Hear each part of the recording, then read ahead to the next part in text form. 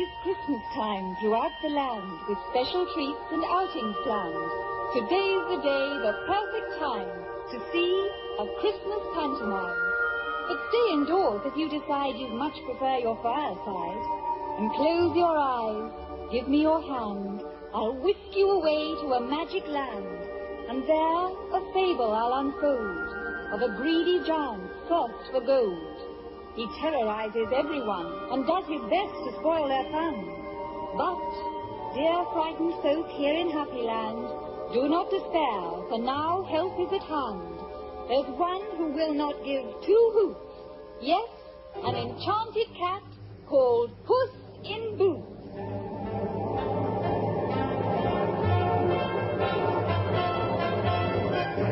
In the land of magic's amazing, game and perfect day. And if you care to visit us, then you'll be time to stay. To keep your bright and cheerful while listening to the band. They make you want to sing, and that's your way to happy land. The birds all think we're balmy. That's true, but we don't mind the care, and you know what they will do. We haven't any money, we haven't any care. We're just one magic something we do which beyond compare. So clap your hands together while listening to the band. They'll make you want to sing, and that's your way to happy land. The birds all think we're balmy. That's true, but we don't mind if they don't mind, you know what they can do. Oh, we haven't any money, we haven't any care. We just want magic something with you which beyond compare. So clap your hands together while listening to the band. They'll make you want to sing, and that's your way to happy land. Oh yes, they'll make you want to sing, and that's your way.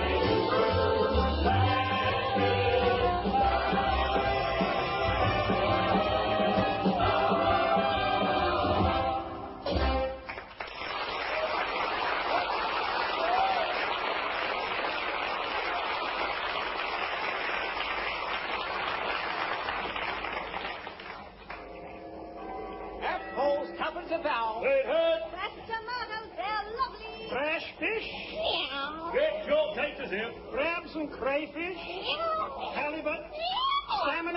Look, pussycat, will you push all? Meow. Oh, I expect she's hungry. Go on, Bert, give her a sardine. Meow. Oh, I do that. I'll never get rid of her. Oh, here's the town crier. See if you can get rid of him. A royal proclamation.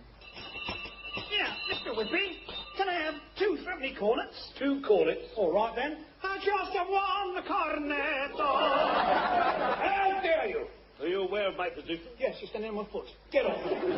He said you're standing on his foot. Are you deaf as well as daft? Who are you? I'm very well, thank you. How are you? Oh, what a great big bell. Can I have a go? Oh, yes, oh, yes, oh, yes. Hey, give that bell back to me this instant. You can have it back if you answer me a riddle. Riddle? What riddle? What do you get if you cross a sunflower seed with a raspberry pit? I don't know. What do you get if you cross a sunflower seed with a raspberry pit? You get a big daisy that goes... Yes. Look what you've done to me proclamation. Wet through now. Well, wave it about in the air. While you're running round the square. Oh, You go. Hey, watch out. Mind my cat. Sorry, I'll be back in a minute. A clumsy elf. Hey, look, everybody. Tom's here. Hello, Tom. Hi, everyone. Hello, Puss. Oh, how's my favorite little pussycat, He's lovely. Oh, Puss, isn't it a simply marvellous day?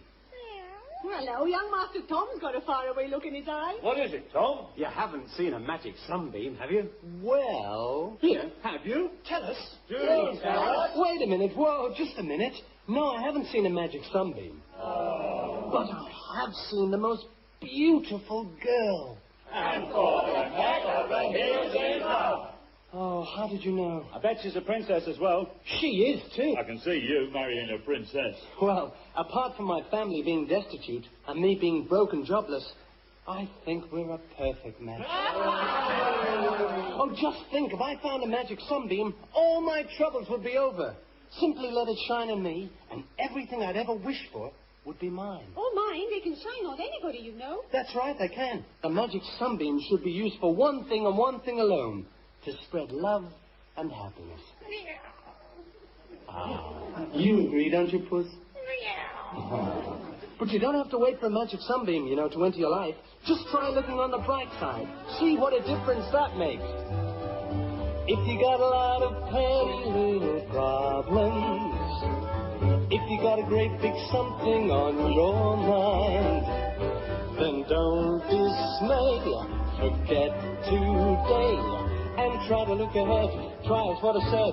If you don't try, your mind will be dead. Remember that a single smile is worth a fortune. If you got a lot of smiles, you're rich indeed. So don't let gloom abound, just spread your wealth others, and we'll all be better off to succeed. If you got a lot of petty little problems, if you got a great big something on your mind, then don't be dismayed. Forget today and try to look ahead. Try it what it is. If you don't try, you might go again. Remember that a single smile is worth a fortune. If you got a lot of smiles, you're rich indeed. So don't let gloom around, just spread your wealth. All right, and let the other stop. Let the other stop. We'll be better off. We'll be better off. We'll all be better off if you succeed.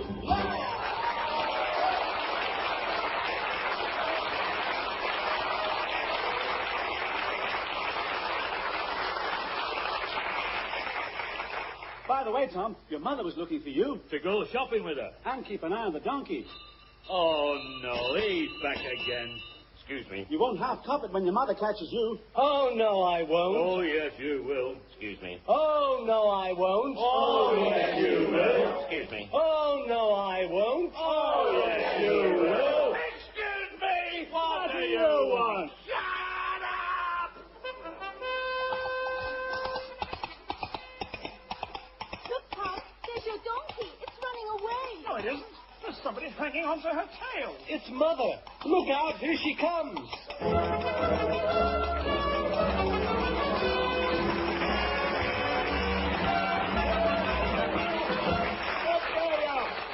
You stupid donkey. Stop. Get out of the way. Look out. Whoa!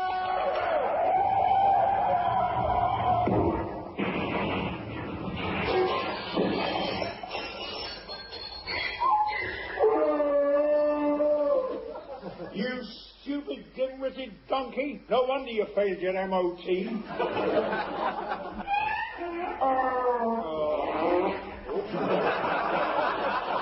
you. Oh, give us a hand up, somebody. Allow me. There you are, dear lady. Oh, thank you. By the way, my name's Flora. Recently widowed Flora. Ooh, haven't you got a big one? I beg your pardon. Your bell. Haven't you got a big bell? Aha! Ah, well, that's because I have a very important town crier here. Just a minute. What do you get if you cross a sunflower seed with a raspberry pip? A big daisy that goes... Yeah. Now just shut up and listen. I'm here to make a royal proclamation, and I'm not leaving until I have made it. Sit there. Well, nobody's stopping you. If you're here to make a proclamation, go on. Prockle. Thank you, at last. Oh, yes, oh, yes, oh, yes. Aha! Oh, no. Oh, it's Valent Skinflint. Caught you out at last, well, Silence, silence! Shut up, you noisy little monsters! Oh, you feel the wrath of my master, the all-powerful ogre. Ooh, is it you? Is what? The all-powerful Odie you're talking about. Pipe down, the lot of you. As for you, madam, wait till my master, the ogre, finds out what you've been up to. Why, what have I done? What have you done? What have you done? Look at this shopping basket of yours. Do you think I'm an idiot? My lips are sealed. You've been out spending money on food, and don't deny it because I followed you. You must have seen me. You came out of Tesco's quicker than Eric Morecambe leaving a Des O'Connor concert. Well, you see, that was the donkey's fault. I said, let's go, and she thought I said, tally-ho. Anyway, what's that got to do with you? When I came round collecting taxes for my master, you told me you hadn't got any money. Well, you see, Don't try and deny it. I don't want to hear any more of your pathetic excuses. If you've got money to waste on food, then you've got money to pay my master's taxes. He'll make you pay dearly for this. Oh, you cruel man. Oh, you cruel, cruel, heartless beast. Spare us, I beg you. Spare us. This is a bit of good acting, you know. You don't get this on World at One. Never mind that. I'll be around to collect the money later. If there's one thing I can't stand, it's deceitful women. And there's only one thing I can't stand. What's that? David Hamilton.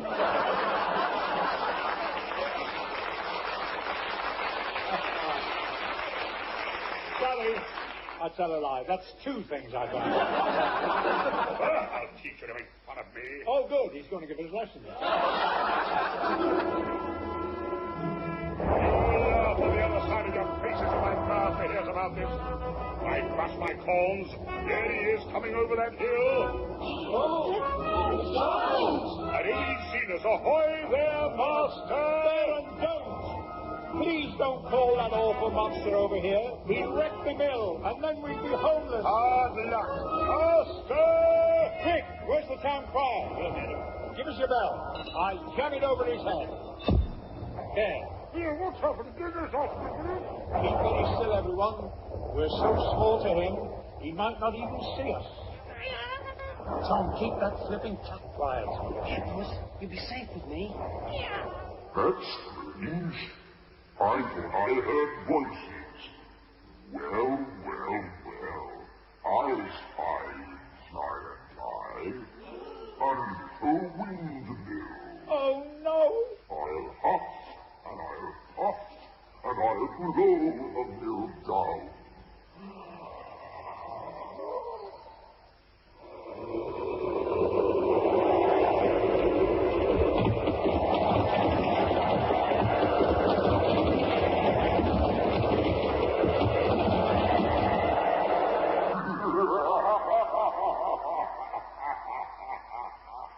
Windy! What's happening? Goodness off me! Certainly. It's my bill. I'll do it. Here. Heave. Baron Skinflint, you've been drinking. What do you mean? You've had one bells too many. Poor Baron Skinflint. Are you all right? I can't think what happened. If I find out who was responsible for that... Excuse me. What do you want? I still haven't made my proclamation. Well, go on then. It'd better be worth waiting for. Oh, at last. He thereby invested me as town crier to His Royal Majesty King Tickle of Appleland to announce that today at the hour of 3 o'clock, His Royal Majesty King Tickle will make a personal proclamation. Is that all? Go on, get out. Clear off. Back to the palace, and the rest of you riffraff, clear off. Go on back to your homes while you've still got some.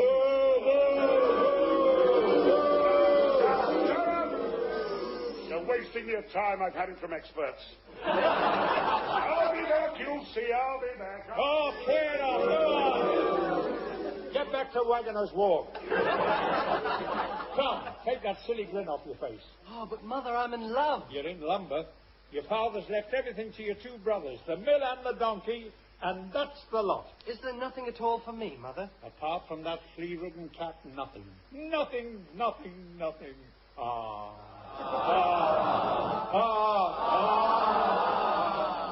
too much sympathy, you want playing. Well, the way I see it, there's only one way out of this mess. I must look for another husband, and the richer the better. Tom, I'm going up to the royal palace and see if I can find out what the king is going to say this afternoon. So sucks to you, Baron Skinflint. I'll show him. I'm not beaten yet. It'll take more than the giant's action man to get me down. After all, just remember who I am. They call me Flora the Bionic Girl. I set men's head in the world. How can one gal be so glorious? My reputation's notorious. I'm proud of my bionic hide and shatterproof bionic heart. But my chest a bit hairy. Last time they repaired me, they mixed up a few of me parts. Bionic Flora's my name. Driving men wild is my game. No Wonder Woman's a match for me. I've got no rivals upon TV. I'm seeking my bionic man, worth $6 million EV. But with rising inflation and devaluation, 10p's worth will satisfy me. Oh yes, I won't even charge VAT. Oh no, for bionic Flora, that's me. Bye now.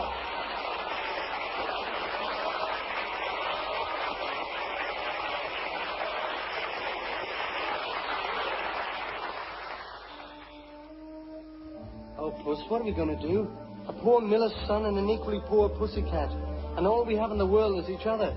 The future doesn't seem very bright for either of us, does it? Yeah. And yet, if only... Oh, Puss, this morning I saw the most beautiful girl in the world, and I fell head over heels in love. Oh, don't be silly, Puss. I still love you, just as much as ever. But you see, the girl I've fallen in love with is a princess. And what chance does a poor miller's son have of marrying a princess? It can never happen. All I can do is dream. At least no one can take that away from me. It doesn't matter how poor you are, Puss. You always have your dreams. And mine is that one day, Princess Rose Petal and I, together with our own dear little pussycat, will live in our very own castle and live happily ever after. Hey, what's that, Puss? Listen. Yeah. It's getting louder and louder. And louder. Look, shining on your basket. Look, it's a magic sunbeam. Oh, be careful. You don't know what it'll do. Don't go near it. Be careful. Come away. Please, Puss, don't... No! Puss, she's disappeared. Hey, what's happened? Who are you? I'm called Puss in Boots, dear little Puss in Boots, and it is obvious why. But what you don't see is the magic in me, a commodity no one can buy. My jacket, young fellow, is colored bright yellow. My doublet is striped, as you see. In my boots and my hat, I'm as glamorous cat, no longer as plain as can be. I know your heart is aching, and I can stop it breaking, for I can show you the way to the girl who adore you. But please, I implore you, do exactly whatever I say. Hop now to Puss in Boots, take heed of Puss in Boots, and all your problems of old will vanish completely, so perfectly neatly, and leave you with nothing, and leave you with nothing, and leave you with nothing but gold. I'm Puss in Boots.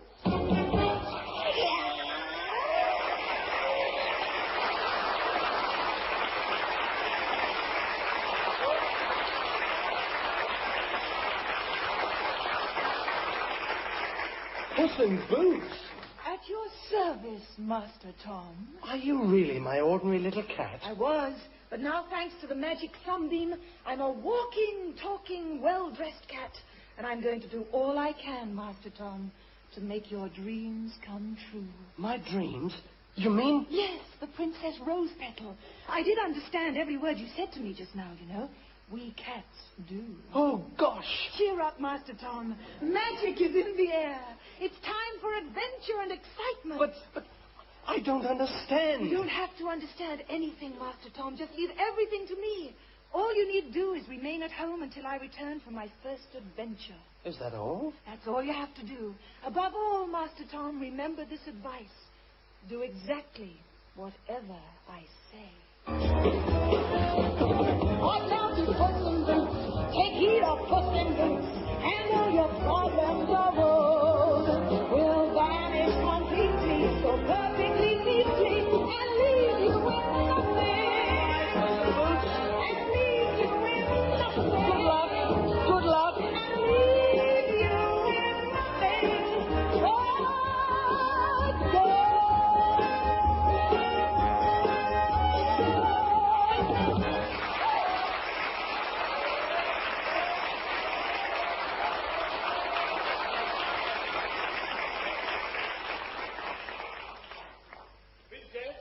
Princess Rose Petal, where are you? Oh dear, Who'll be a public servant? Chancellor 1 minute, town crier the next. Now heaven and boy. Honestly, they go too far with these public expenditure cuts. Ah! Your Royal Highness, there you are. I've been looking everywhere for you. Yes, Prime Minister? Oh, am I? Oh, yes, Tuesday. Now then, Your Highness, we have a very strange visitor outside. I opened the palace gates this morning and there was this cat. A cat? Yes, carrying a large sack and asking, they demanded to see the king. Indeed, how intriguing. In that case, we'd better see this strange and wondrous cat, hadn't we? Oh, yes, Your Highness, I'll admit it. It. I'll show it. I'll get on with it. Oh, yes. Oh, no, that was this morning. Come inside, Puss, and wipe your feet. Thank you. Your Royal Highness, Puss in Boots, at your service. My, what a beautiful cat you are. Dressed so wonderfully and speaking so well. You must be a very important cat. Quite right, Your Highness. I am a very important cat. I am the personal valet to His Lordship, the Marquis of Carabas. The Marquis of Carabas? Yes, ma'am, and on his behalf may I present this small gift as a token of his admiration and deep respect. Well, Your Highness, look inside this sack. The Marquis has sent an enormous rabbit and 2 very plump, very fine partridges for the royal table. Oh, how marvellous. Oh, there goes the palace gate bell again. Excuse me, Your Highness. Puss in Boots? Yes, Your Highness. Tell me, this Marquis of Carabas, what is he like? Where does he live? Why haven't we seen him One before? question at a time, please, Your Highness. My master is tall, very strong, exceedingly handsome, and also, not that it matters much to him, you understand, very, very rich. Oh, I see. Your Royal Highness, I did my best to refuse entry in this person, but she was most rude. Come on, get out of it. Out of my way. I'm here on very important business. May I present Puss in Boots? Not to me, you won't. I can't stand cats. Charming. Your Highness, my name is Flora, Widow Flora. Don't forget the Flora.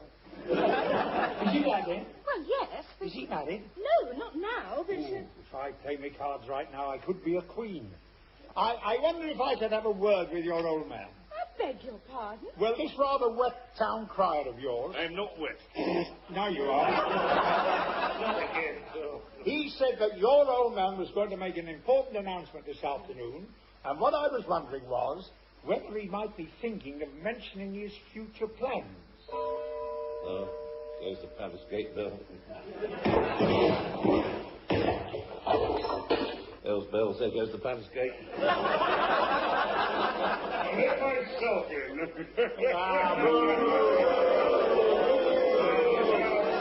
Shut your faces. You are set my master, that giant, onto you. So, madam, hiding your miserable face in here, are you, eh? So? Quick, so. Unhand me, wench. I never touched you, wench. I've been and reported you to my master. Telltale tit. I thought you'd be pleased, especially to hear his verdict. Oh, a thrill a minute. I can't wait. He's changed his mind about the money you owe him. Hooray! Now he wants you to double it. He can't. He can't do that. And that goes for you too, Semolina face. And your father as well. For all of you, pay up by tonight or he'll tear this palace apart with his bare hands. And that's just for starters. Sometimes I'm so evil I frighten myself. I'll be round to collect the money later. You've been warned. Pay up or you'll suffer for it. Do you hear? Your name's not Arthur Scargill, is it? My name's Misery. Same thing. I've told you before, prune face. Don't try anything funny. Why not? But with this audience, you'll be wasting your time.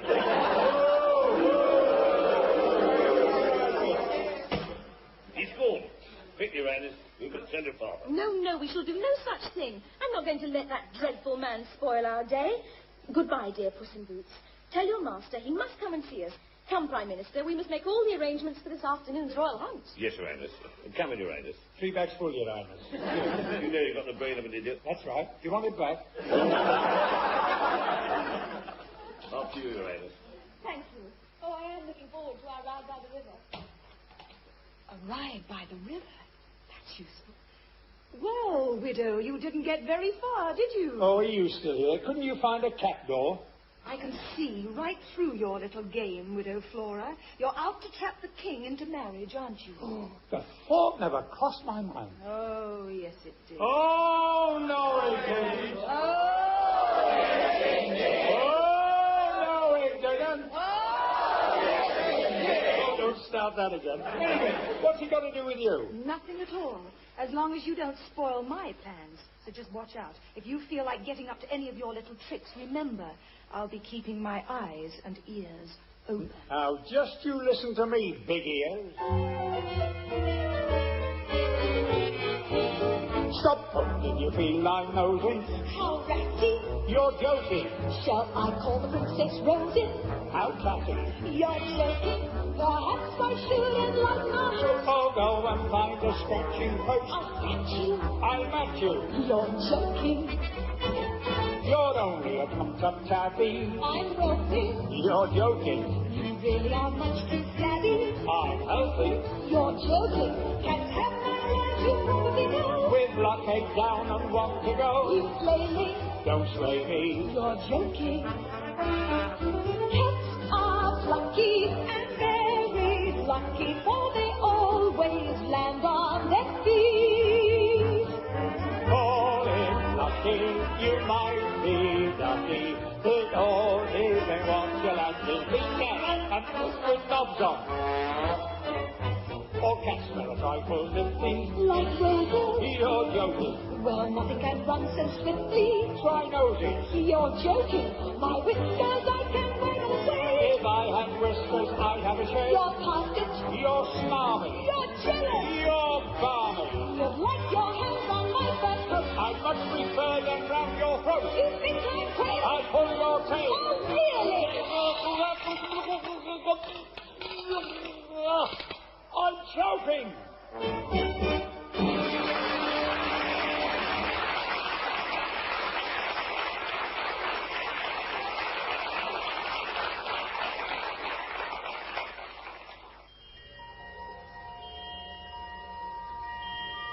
So Puss in Boots from the palace ran, her whiskers all a-quiver.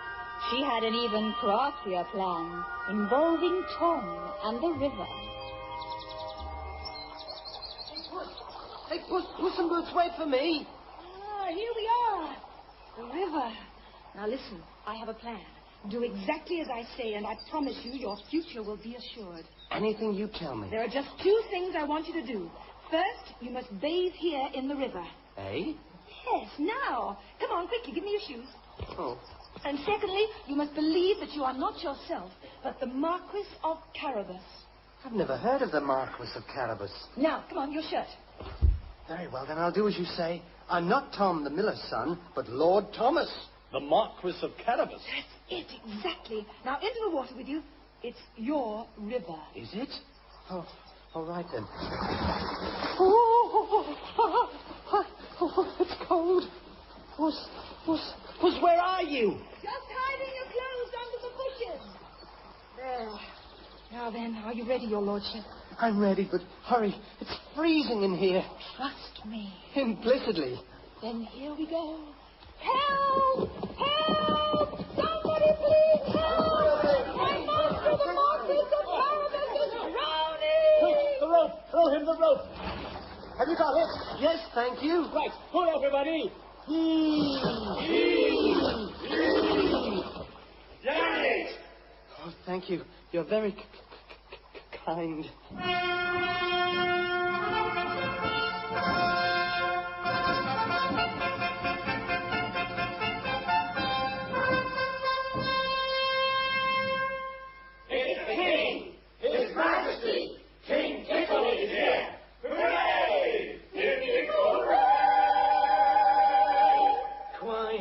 flipping row.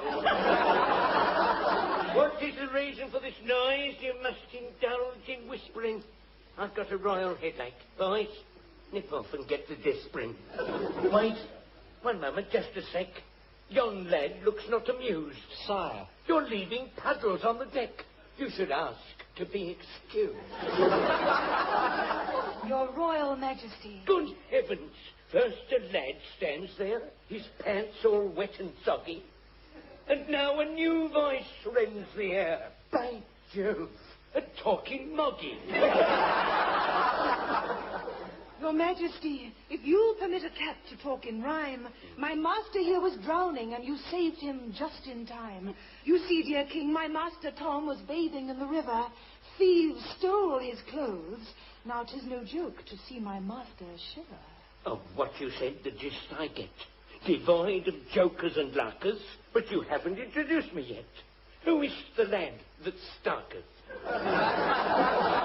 He's the owner of this river and the fields beyond the ford. There stands the Marquis of Carabas, His Excellency, my lord. Your Majesty? All his clothes were stolen or poached. If I'd seen the thieves, I'd have shot 'em. Off to the warmth of the royal coach and rest your noble bottom. Thank you, sire. This way, my lord. Now let's get on with the royal hunt before I get moody and sulk. I'm not a man who's inclined to be blunt, but... Hello? Good grief, the Incredible Hulk.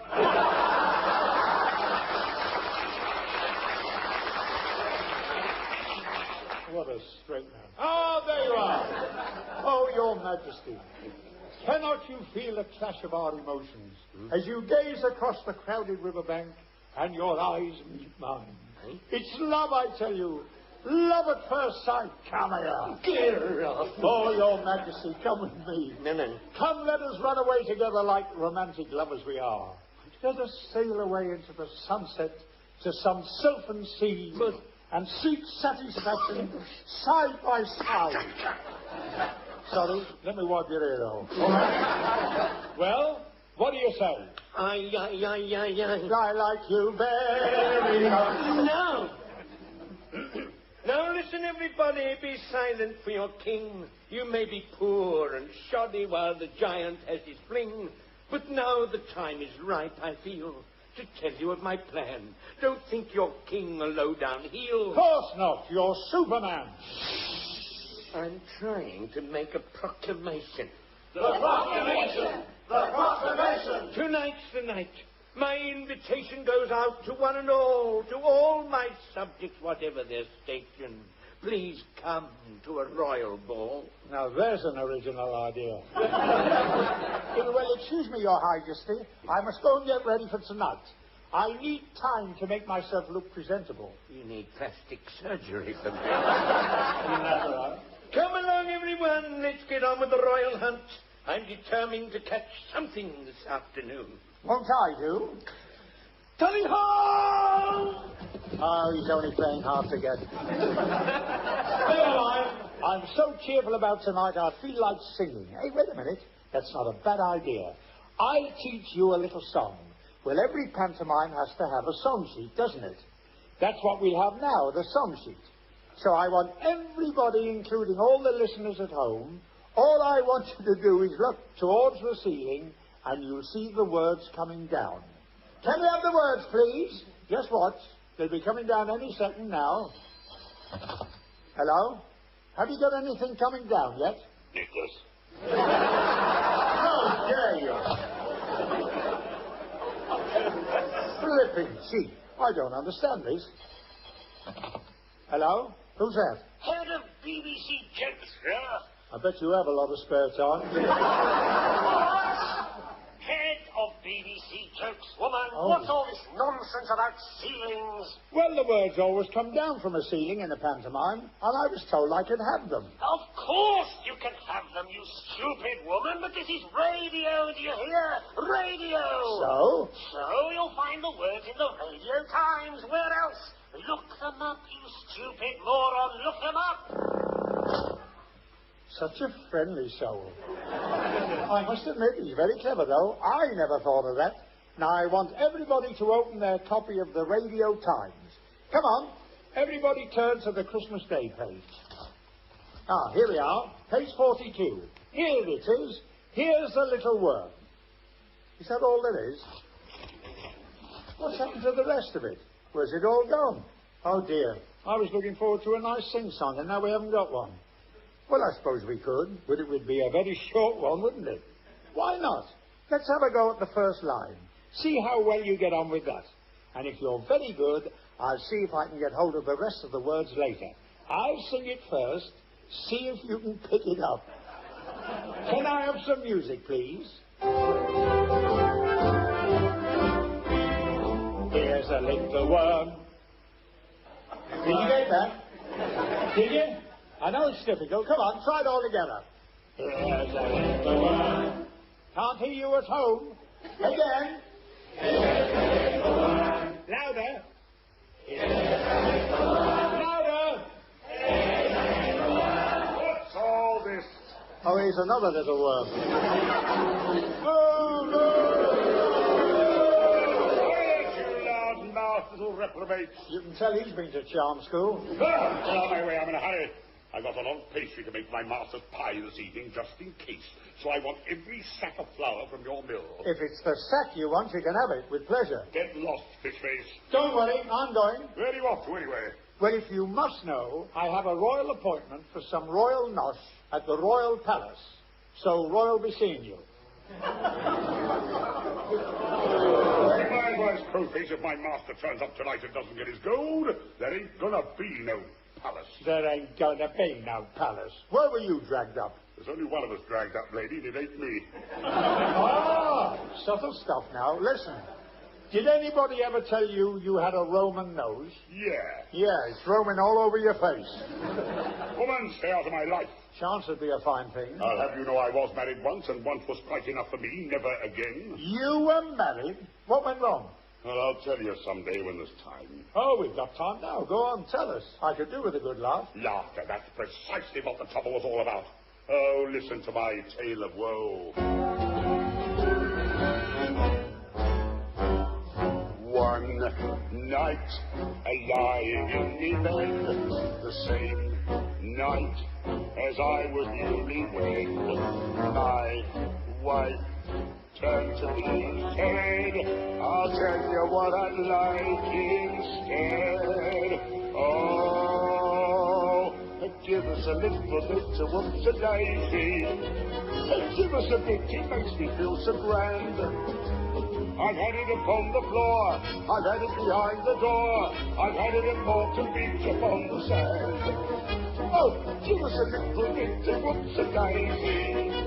You know how much it makes me laugh. How I love it upon the bed, in and out of the bunchen, in and underwater in the mud. All together now. Give us a little bit of whoops-a-daisy. Give us a little bit of wine. I've had it upon the floor, I've had it behind the door, I've had it upon the beach upon the side. Oh, baby! Give us a little bit of whoops-a-daisy. You know how much it makes me laugh. How I love it upon the bed, in and out of the bunch, in and underwater in the mud. Do you want it to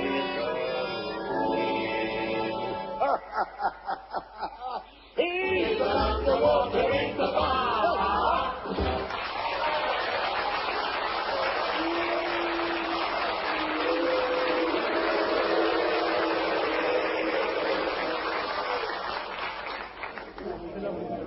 May Lord, ladies and gentlemen, in the blue corner.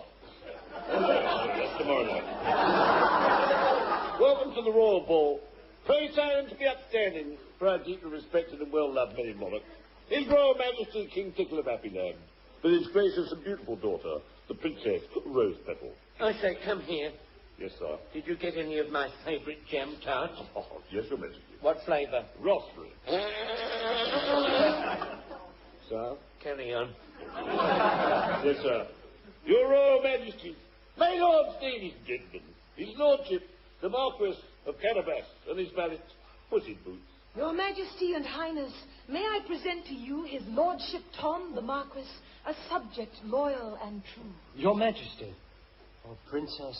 Tom. My friends, to make sure that these two get along, we'll all pop out for a few. I expect they'll sing some soppy song. It's the customary thing to do. Prime Minister, take their orders. Yes, sir. Right, that's 13 brown ale. Yes. Oh, Princess, I can't believe that this is happening to me. I don't deserve such happiness. Tom, dear Tom, when you hold me in your arms like this, I know in my heart that even greater happiness lies ahead for both of us. For your tenderness, for your warm caress, for this happiness, may your dreams come true. Through the winter snow, in the firelight glow, as the seasons grow, may your dreams come true.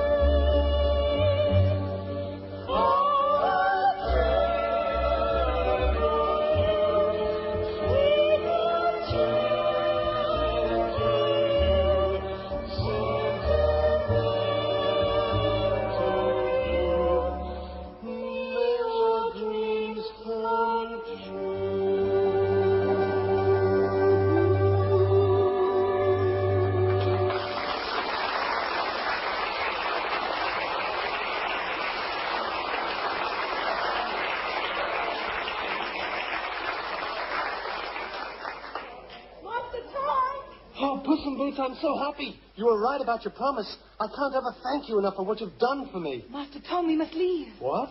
Leave? Leave now? Yes, there is great danger. Oh, nonsense, Puss. You're imagining things. Believe me, Master Tom, we animals can sense danger.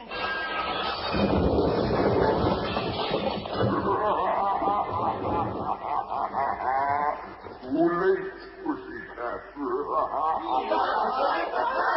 Then suppose you've enjoyed yourself with time to dance and stuff. Well, now I'd like to eat myself.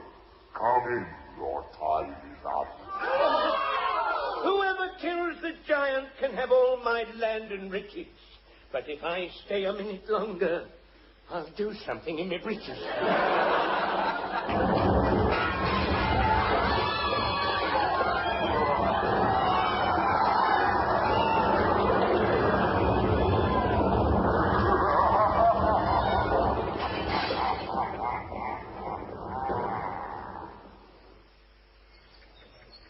Early one morning while hanging up my washing. Oh, hello, boys and girls. I say, that must have been a hell of a party last night. By the time I got there, even the building had gone. Oh, well, I think I'll have a quiet day today at home. Whoa, wait a minute. What's going on? What's all the panic? The giants attacked the palace last night. And now he's after our blood. Listen, everybody. Pay attention, please. I have some news for you. Oh, get Angela Ribbon. Puss in Boots has a plan which may save us from the giant. Hey! In 1 hour's time, we must all meet her at the giant's castle. The giant's castle! Oh, please don't be afraid. I know everything will be all right. It will be if we trust Puss in Boots. But first, we must arm ourselves as best we can. Are you with me, men? No, we're with the Anti-National. Then follow me. You know, I've got a feeling that wasn't quite right somehow. Hello? Anybody there? Oh, it's the king. Tittle's turned up. I'd like to teach him a lesson after being so rude to me yesterday. Oh, wait a minute. I've got a marvellous idea. Let's all play a joke on him, shall we? Will you help me, boys and girls? Yes, we will. Oh, did you see who was working me? Yeah. You don't sound very keen. Will you help me? That's better. Now, you remember how the king likes raspberry tart? Well, I'm going to find some way of making him say raspberry, and when he says it, I want you all to as loud as you can. Now let's have a quick practice before he gets here. Remember the magic word? Raspberry. Raspberry Town! All right, just wipe the back of your neck, love. It'll be all right. Okay, kids, that was marvellous. Here he comes now. Hello? Over here. Oh, there you are. Thank heavens I'm safe. I've had the most dreadful time hiding from that giant. All night long. Oh, I'm so tired and hungry. Hungry, are you? Yes. Well, the boys and girls have got something for you. Have they really? How nice. What is it? Oh, it's a lovely surprise, but they won't give it to you unless we kiss and make up. Over my dead body. That can be arranged. I'll tell you what, let's pretend. How do you mean? Let's pretend I'm the sweetest golden honey. Let's pretend. Let's be friends. Let's pretend my demeanor's bright and sunny. Let's pretend. Let's be friends. For we surely go together as a whiskey does with malt. What if you are rough black pepper? That makes you a rough old salt. Let's pretend we're in love. I hear you, doctor. Let's pretend. Let's be friends. Let's pretend we're as close as bread and butter. Let's pretend. Let's be friends. You can be a sweet dessert, and I'm the any kind of sauce. I'll be pies and flans and puddings. Which leaves you? A tart, of course. Oh, yes. Raspberry. Nice one, kids. Let's be friends. Let's be friends. Let's be friends.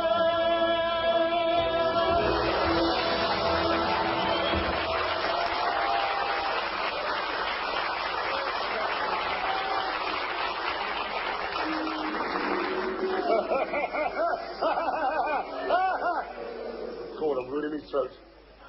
Watch it, be careful, watch it. I shall get my master to turn you all into human beings. Who's there? May I come in? Clear off.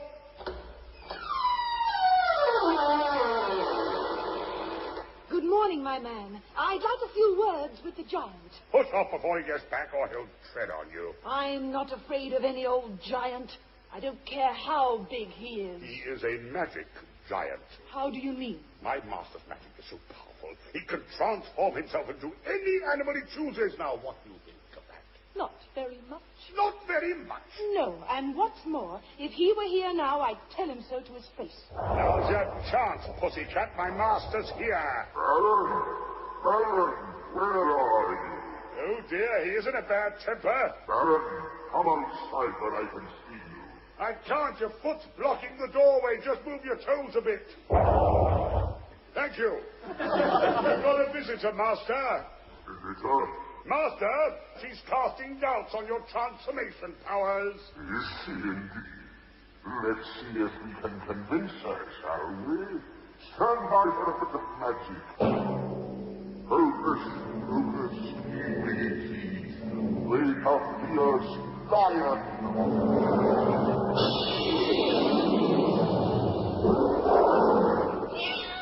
Don't let it through the doorway!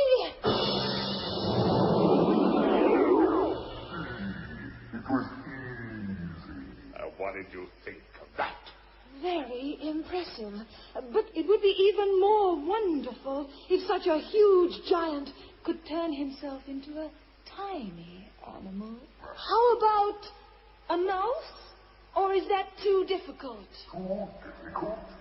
Nothing is too difficult for me. Hocus, hocus, easy. Make a little mouse of me. Oh, he's done it. He's disappeared. My very task in this big house is always aim to please. So as my master's now a mouse, I'll nip off and get some cheese. Back in a minute. Right into my trap. Now, where are you, my brave little fellow? Ah, Now I see him. Oh, got you!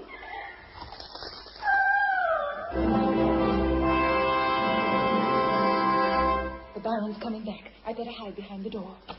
Master, where are you? I've got some of your favorite cheese for you, Master.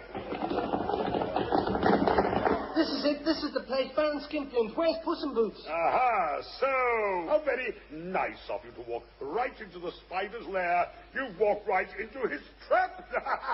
If you opened your mouth much wider, we could all walk into yours. Go on, have your little joke. I don't mind, because now the joke's on you. You're just in time for dinner. In fact, you're just in time to be the dinner. Yes, my master's going to eat you. He'll gobble you all up.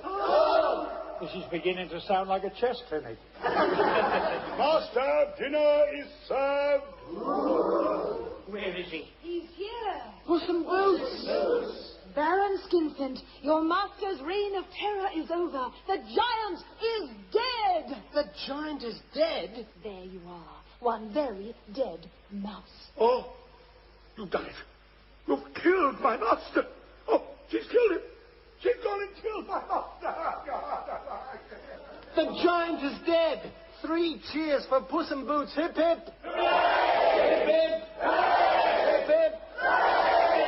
Your Royal Majesties, my lords, ladies, and gentlemen. It's my job. Quiet!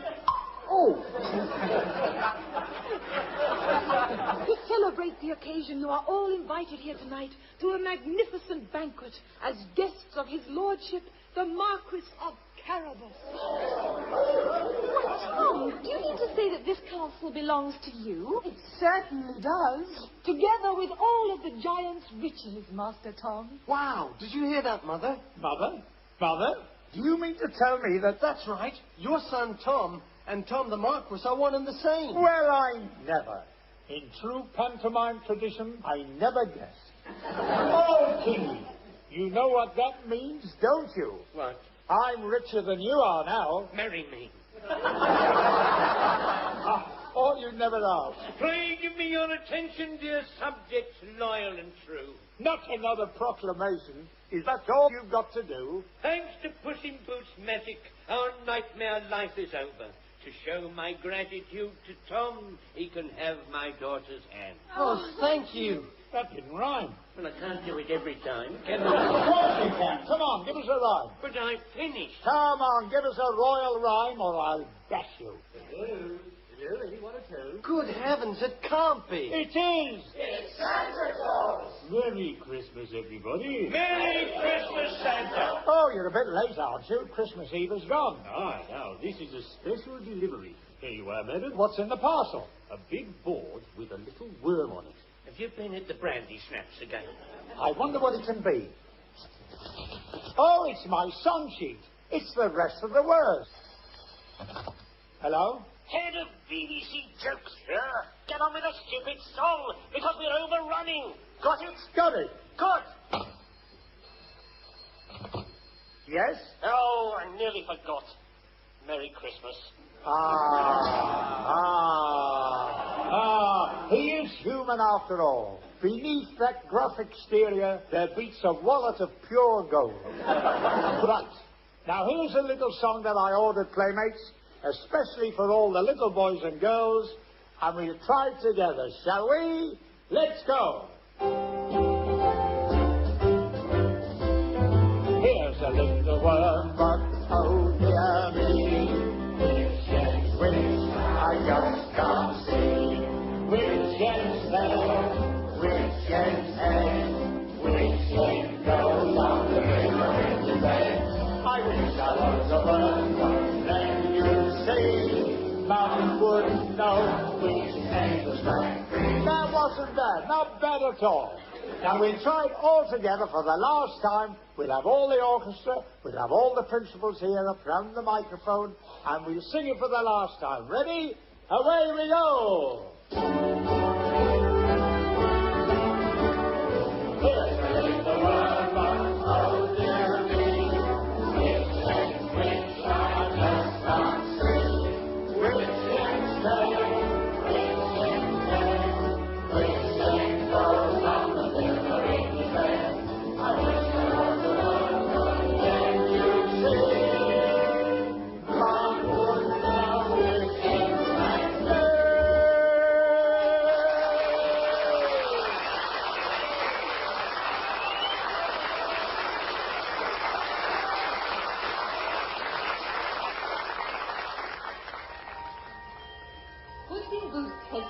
the day, and the end of the show is nigh. There's only one thing left to say before we bid goodbye.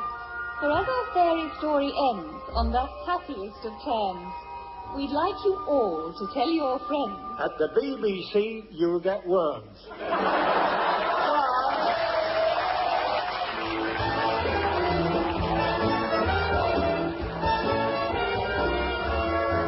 You've been listening to Puss in Boots, a traditional pantomime for Christmas starring Arthur Askey as Dame Flora and Anita Harris as Puss in Boots.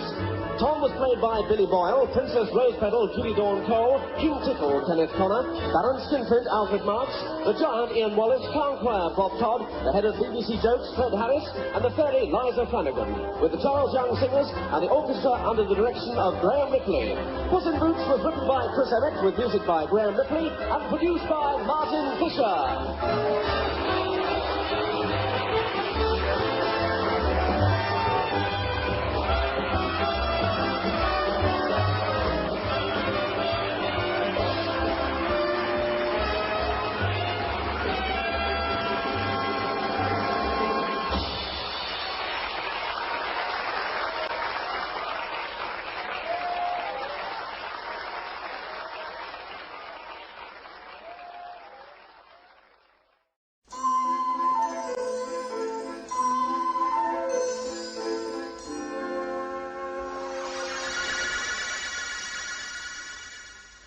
If there's snow and ice upon the ground and the wind is rather keen, just shut your eyes and I'll banish the lot, 'cause I'm a fairy queen.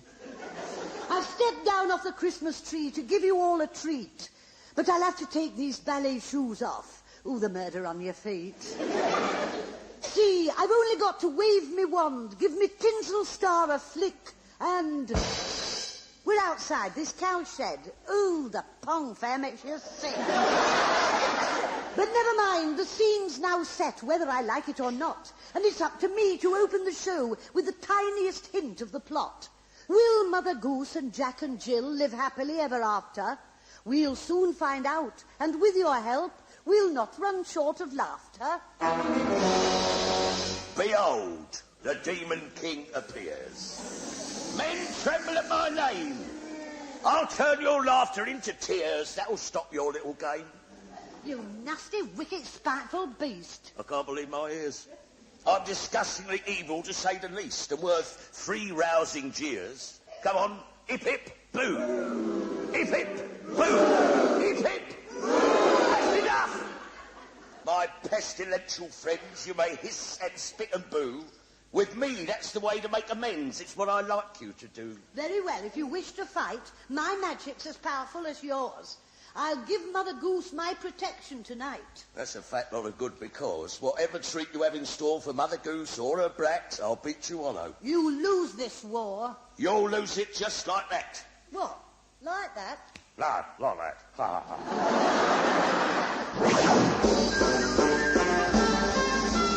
Welcome, we'd like to say hello on this very special day.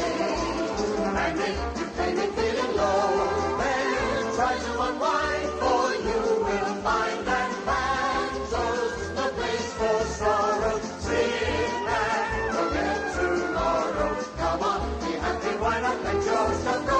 Rejoice and shout, hooray! Sunshine, we shine through a wall, drives the raindrops far away. Give those old winter blues a show.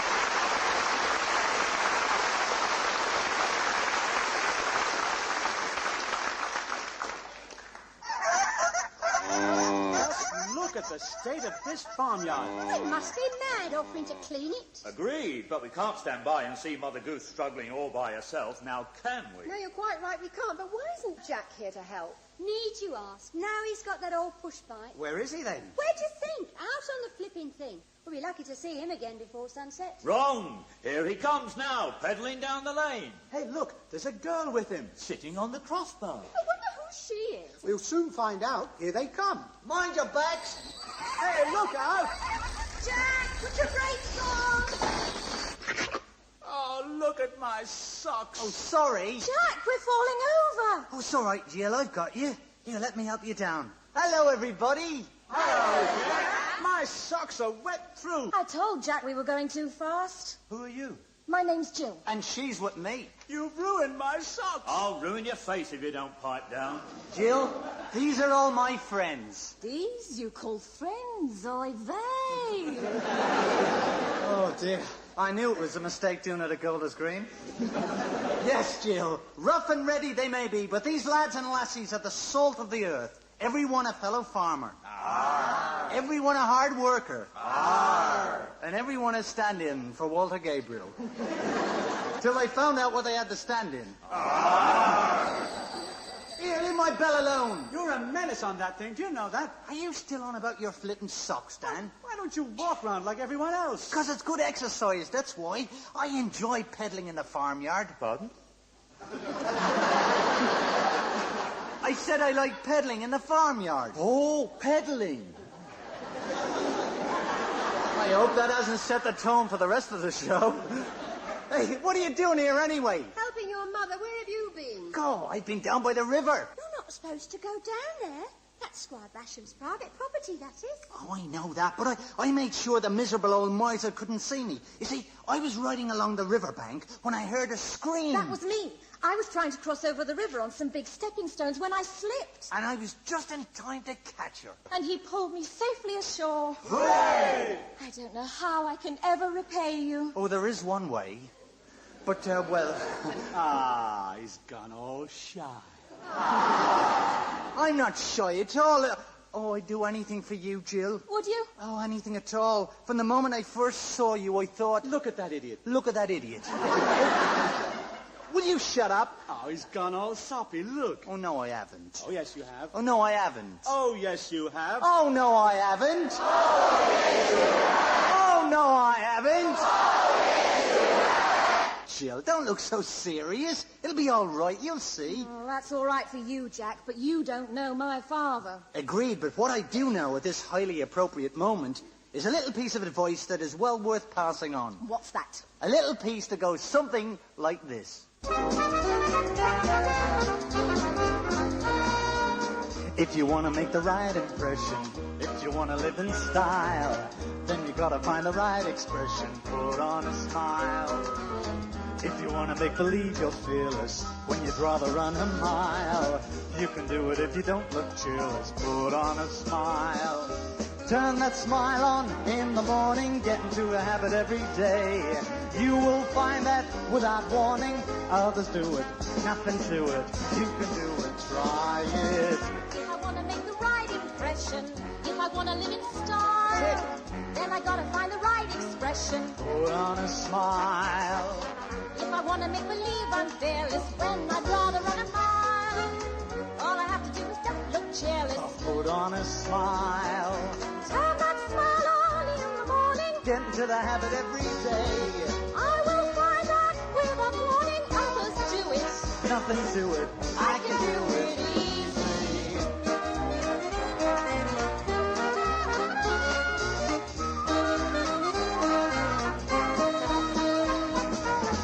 If you want to make the right impression, if you want to live in style, then you got to find the right expression, put on a smile.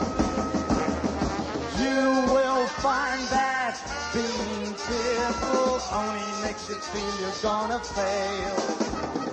You'll succeed by being cheerful, others do it, nothing to it, you can do it, I can do it, try.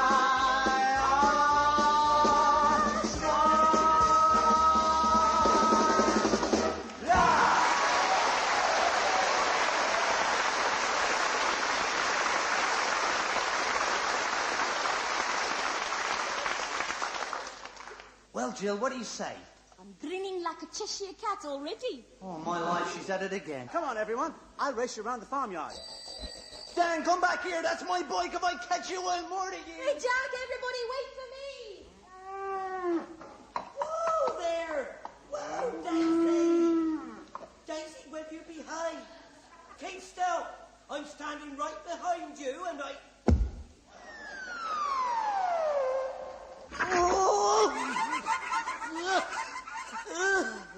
I've landed right on my knicker fillers. Now, what was it making all that noise? You know full well Daisy won't stand being milked unless it's absolutely quiet. Oh, it's difficult enough getting her to sit on those little bottles without... Oh, I say. Oh, what a lot of little smiling faces. Oh, there's round ones and square ones, thin ones and long ones. Oh, old ones, new ones, loved ones, neglected ones. And there's the odd two-faced one here and there as well. How are you all right? Pardon? Are you sure? Good. Oh, what strong voices you've got. Well, I'm Mother Goose, and this be my farm. You're all very, very welcome. I hope you'll like it here in the countryside. I know I do.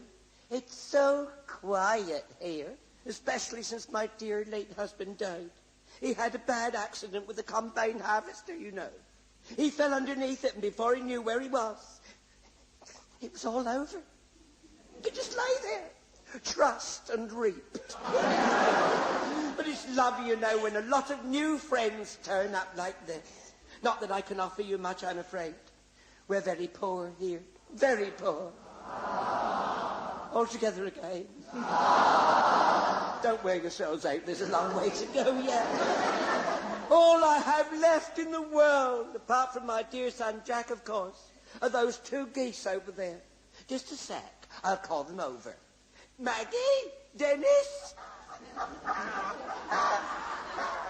Now, come on, Maggie and Dennis, say hello to all the boys and girls. What do you mean, what boys and girls? There they are. Go on, have a gander. Oh, have a gander. I've started already. And I wish I hadn't. Never mind. Hey, Mama Goose, look out! Stand mind where you're going. Oh, no. Straight into the car. Look, he's right underneath the cow. Oh, I should lie there and have a quick shower if I were you. Oh, no, let's have a bit of a showy. I'm trying to talk to all the boys and girls, and I can't hear myself think. Mother, I want you to meet Jill, the girl I intend to marry. Marry? No, you can't marry her. This is Squire Basham's daughter. Oh, Lord. Yes, I've had to sell nearly all my beautiful geese to pay him his rent, and he still isn't satisfied. I am sorry, Mother Goose. I wish there was something I could do. Oh, that's quite all right, my dear. It's not your fault. I suppose marriage is out of the question, then. Of course it is. I have no objections, naturally. A beautiful girl like that. In fact, she reminds me very much of myself when I was a young lady. Shut your gobs with me. But can you see old Moneybags letting his daughter marry a pauper son? Can you really? Oh, I suppose not. I feel so helpless, Mother Goose. He thinks of nothing but gold.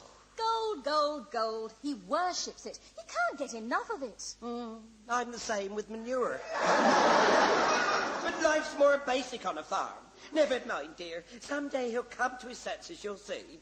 We may be poor, but we're very happy, aren't we, Jack? Oh, yes, Mother. Yeah. Aren't we, boys and girls? Yes. Sound half asleep to me. I know, Jack. Let's have a party. Oh, yes. We'll have a barbecue. Now, Jack, run down to the butcher's and get me a sheep's head and ask him to leave the legs on. Right.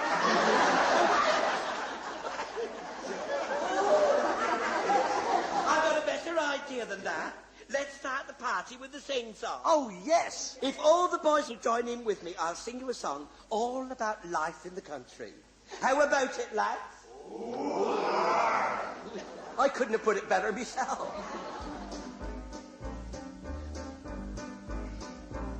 Oh, you can't beat English country life. No, you'll never put a better bit of butter on your knife. And there's no to beat a farmer's wife. She's all in rippling muscle. She can milk the cows and cut the hay. She can heave manure about all day. But she likes a little tussle in the cowshed. That be the country way. We likes to work and play. Pleasure we seek, not once a week. We likes it every day. It be a rustic trick, grabbing your fun real quick. Don't take a chance or lead 'em a dance. Just do it the country way. Get out of the way, you can. Oh, life is hard and life is full. And on certain days it's full of bull. But the country life has such a pull. It's on the simple level. You can ask of any country maid if it's only eggs get newly laid, and she'll tell you she's a devil with a poach. That be the country way. There can be no doubt about it. We likes to work and play. There's no need to shout about it. Pleasure we seek, they do. Not once a week. That's true. We likes it every day. And a little bit every night. It be a rustic trick. Every farm girl understands. Grabbing your fun real quick. But it's best to warm your hands. Don't get the chance. No. Do it the country way. Don't get the chance or lead 'em a dance, but do it the country way. Oh, look at that, all over my shoe.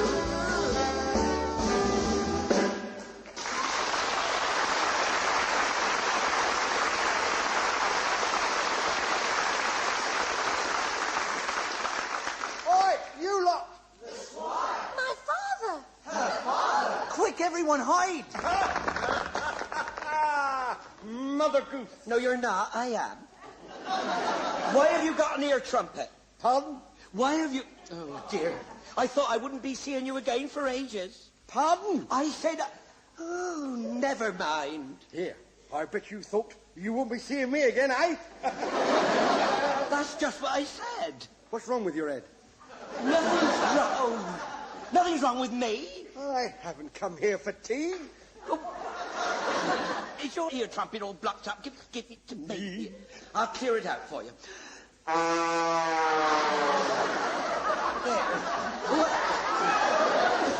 There we are. You still owe me 1 month's rent. I know. And if I had some money, I'd pay you. Pardon? This is impossible. And my patience are exhausted. So am I. In view of your outstanding debts, I have come here today to distrain upon your chattels. You dirty devil.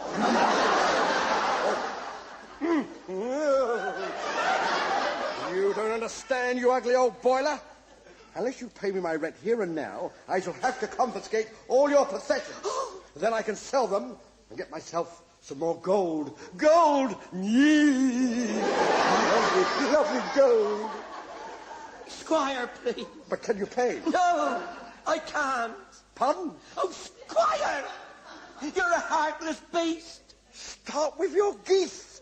What a good idea. I'll have those two over there for a start. Come here! Oh, dearest Maggie, run for your lives. He's after your blood. Yes, and so are 3 million others. Yes, 4 pages I've been on, and that was my first joke. Mother Goose, those goose are mine. I mean, those goose are geese. I mean, I'm goosing your geese. I'm taking those birds, and when I've got them, I'm coming back for your cow. Oh, no. Not Daisy, too. Oh, God, that's everything gone now. Oh, my beautiful geese and now lovely old Daisy. The Squire's taken everything. What a rotten thing to do, Mother. Oh, please, please, don't cry. Oh, Mother Goose, I am sorry. Father behaved quite dreadfully. Oh, Jack, can I do anything to help? Yes, run inside the farmhouse and put the kettle on. We'll make Mother a nice cup of tea, eh? Right away. Oh. There, Mother. Don't take it too badly. Something will turn up. You'll see. Oh, the only thing to turn up around here is that perishing squire. I wish something nice would happen for a change. What? Listen.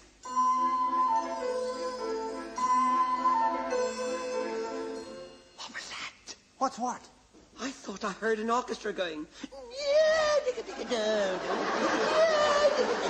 Oh, Mother, you're distraught. You're imagining things. I'm not. It was coming from inside the cowshed. Come on, how about that cup of tea? Oh, it'd take more than a packet of PG to perk me up. I'm proper perforated.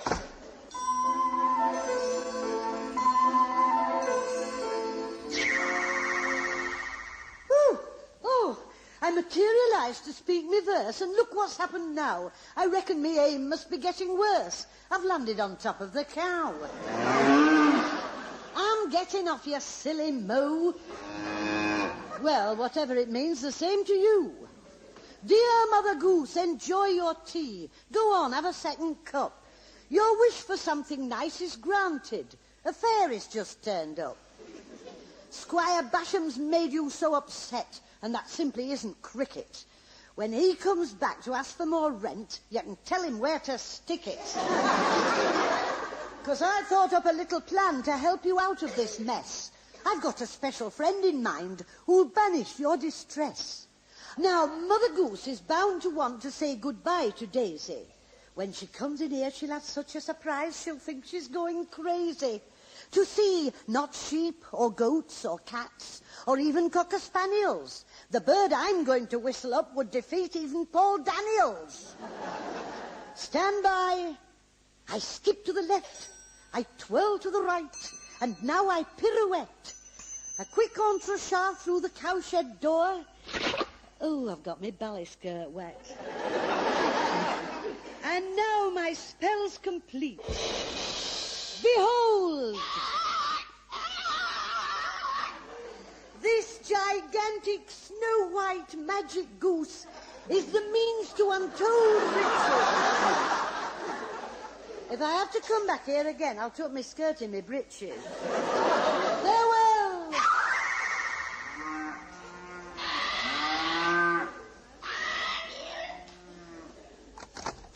Oh, I shan't be a minute, Jack. I'll just get my one last bucket of milk from Daisy before the squire takes her away.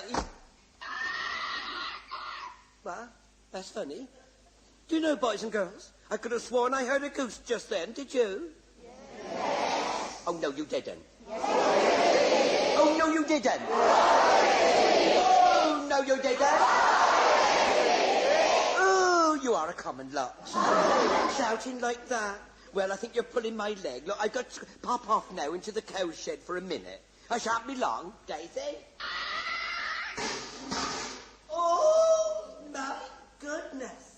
Boys and girls, everybody, take a look at this. Ooh. Here she comes now. Oh, what a splendid goose. She's beautiful. She's enormous. And she's mine. She belongs to me, don't you? You see? Oh, I'm so happy I can't tell you. What are you going to call her, Mother? Well, I don't know. We'll have to think of something. Oh, you've already got a name? Well, what is it then? Tell me.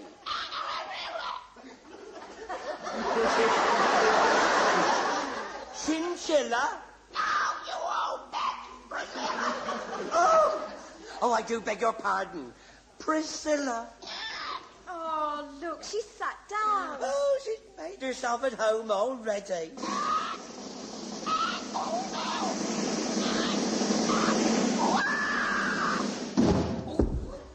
That's my soul. She's laid an egg. She has too. Hey, here, let's have a look at it. It's all shining and golden. Oh, it's immensely heavy. Oh, let me see. It must weigh about 20 pounds. Heavens, you know why, don't you? Why? That egg is solid gold. Solid gold. We're rich. Hooray! Just a minute. What's all the trouble? A giant goose. Whose is that? It's mine, and you're not having it. Good grief, what's that you've got there? It's a solid golden egg. Oh, no, it isn't. It's a solid golden egg. worth thousands. I'm having that. No, you're not. Give it to me. Get your hands off it. Let go, boy. You keep your mangy goose and your rotten farm. But I'm having that egg. Oh, Jack, let him have it. Oh, all right there. Mine, mine, all mine. Solid gold. Here, does that clear all my outstanding debts? Pardon? I said, does that... I can't hear you, but it doesn't matter. This will clear up all your outstanding debts. Oh, Mother Goose, I'm so happy for you. Jill, what are you doing here? Father, I must ask Get you... home this instant. I will not have you mixing with such riffraff. Father! At once. Oh, yes, Father. I'm sorry, Jack, but I must do as he says. And as for you, madam... Yes? I'll be back next month when your rent's due again. Do you hear me? I'll be back. Oh, go and boil your egg. Oh, Mother, I'm going after it. Quiet, Jack. Why? Why, what's wrong? Nothing. But Priscilla's obliged once. I'm sure she can do it again. Come on, Priscilla. Do it for Mummy. Come on. But, Mother... Quiet. Ooh, I'm expecting a 45-pounder. I thought you got a funny colour. Not me, you fool, the goose.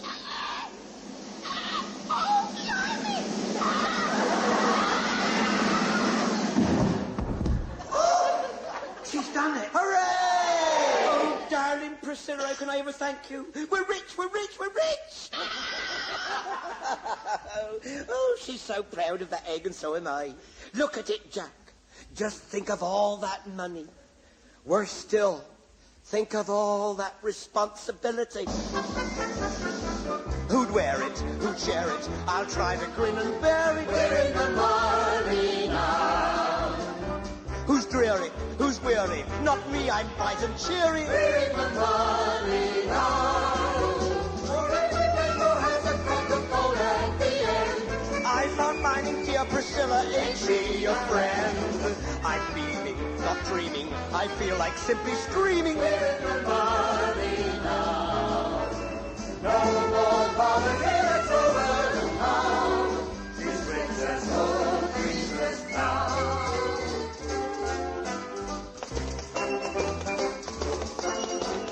What's the mover? Diamond Blair, you haven't a clue. What a delight, a sight to behold. How can you think I'm possibly old? What a groover! Oh, Joyce Blair, show him how to do it.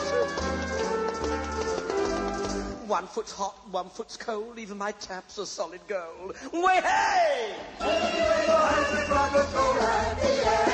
I found mine in dear Priscilla.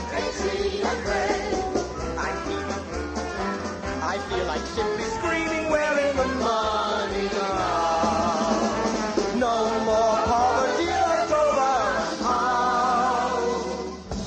I'm loaded, I'm wealthy, so rich and unhealthy.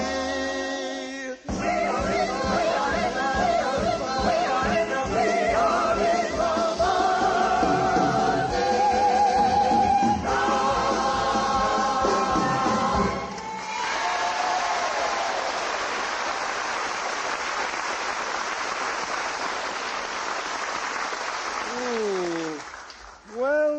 Well, a special delivery, eh?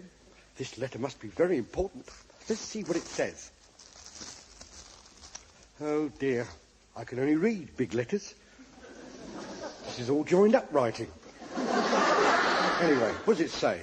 To Squire Basham, Basham Hall, on the Bunts, Wallopshire. That's me, all right. It's from Mother Goose, Gander Mansions, Egham. Dear Squash Currant, eh? Oh no, there's a squash currant stuck on the letter. Quite tasty. Quite nice. Now then, let's get on with it. Dear Squire, I hope this letter reaches you in one piece, 'cause the postman keeps a rabbit in his sack. Hey?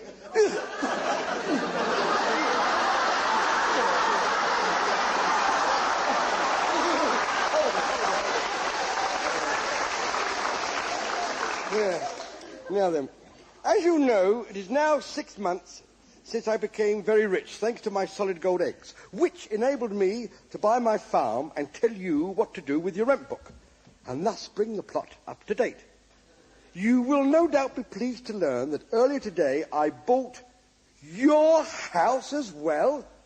My house. So now that I own Basham Hall, you will have to pay me rent. And I'm coming round to collect it tonight. Yours truly, Mother Goose. P.S. That'll be me now. How dare she? Ah, Squire Basham. Ah, the Incredible Hulk. Get out of my house. Correction, my house. Pardon? Oh, don't start that again, cloth ears. Pardon? If you say pardon once more, I'll bash him on the bunts, all right. Pardon? Oh! Well, I never. There's 2 shillings just fell out of your ears. Fell out of my ears? I'm cured. I can hear again. What were 2 shillings doing stuck in your ear holes? Dear me, I suppose it serves me right for going to sleep on top of my money.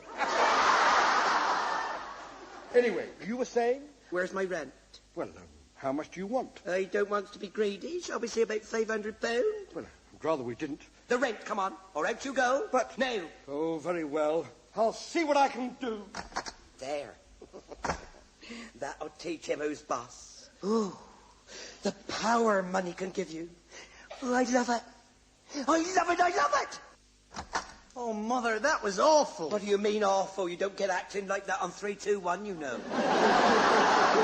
I feel ashamed of you. Oh, did you know? That grasping old miser enjoyed squeezing me dry for long enough. Now, let's see how he likes parting with money for a change. Ooh, I can hardly wait to get my hands on it. Mother Goose? Jill. Have you bought my rent? Oh, Mother Goose, please don't do this to my father.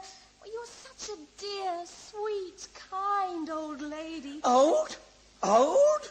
I'll do what I like, young lady. I call the tune now. Oh, but Mother Goose... Go on back to your father where you belong. Mother, Jill belongs here with me. Look, don't you understand? I love Jill. I want to marry her. Never. I'm not going to let you throw yourself away on that little fortune hunter. You can't marry a mere squire's daughter. Oh, Jill, come back. Oh, Mother, how could you? How could you? Oh, she's not good enough for you, Jack. Not now. You're a very rich catch now. And you deserve someone better than that young hussy. Oh, I understand. She's young and she's beautiful and you're old and ugly and all the money in the world won't change it. Oh, no, I'm going. I can't stand the sight of you. Oh, I'd let my silly tongue run away with me and now Jack's turned against me. Oh, dear, now I don't know what to do.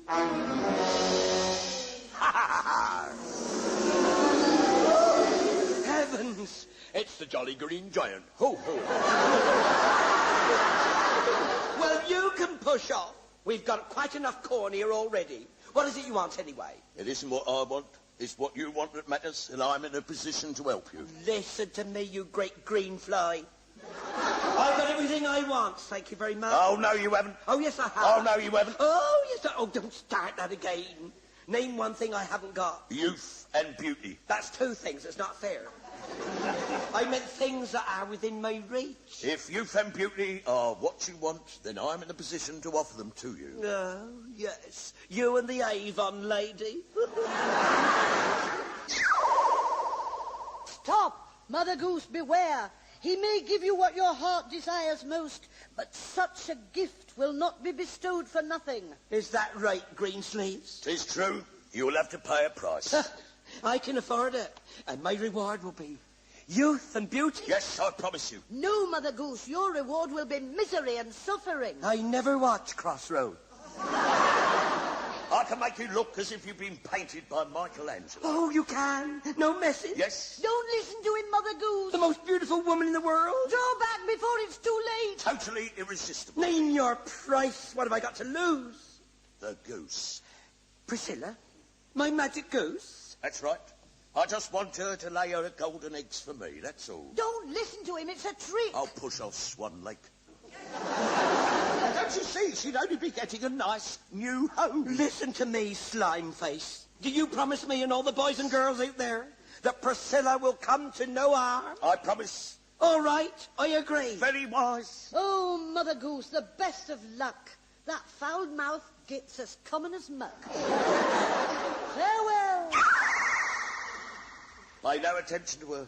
Now listen carefully. Right in the heart of the forest, you will find a deep pool in the middle of a clearing. Be there with a goose on the stroke of midnight, and I promise you, this very night, your wildest dreams will come true. Oh, right, Cluffy. See you at the forest. What a kind chap you are. Heavens, look at the time. I must rush home and collect Priscilla. Oh, keep young and beautiful. It's your duty to be beautiful. Oh, Squire Basham, were you listening at my door? Pardon? Were you eavesdropping? What makes you think that? You got a key stuck in your ear hole. Pardon? Oh, I can't stop and argue with you. I'll see you later. Not if I see you first. Flipping sots. Despite what she might think, I am still master in my own house. Here, you. Hop it. Yes, master. I like behaving disgracefully. Yes, that's a life for me. When I'm indulging in treachery, I do so perfectly. Cruelty's top of the pops with me, 'cause I like pain. Chopping up frogs, making pies out of dogs is just a life for me. All together now! He likes behaving disgracefully. Yes, that's a life for me. When he's indulging in treachery, I do so perfectly. Cruelty's top of the pops with him, 'cause he likes pain. That is true. Chopping up snakes, pressing flies into cakes is just a life for me. Swallowing just, eating spiders and worms. It's just a life for me.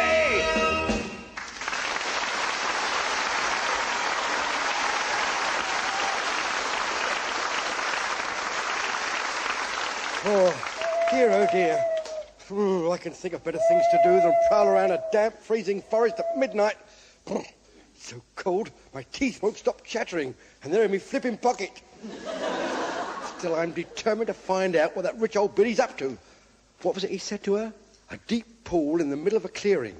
Well, I found the clearing. Where's the pool? I found it. Look at that. Soaked to the skin. Oh, stinks to high heaven as well.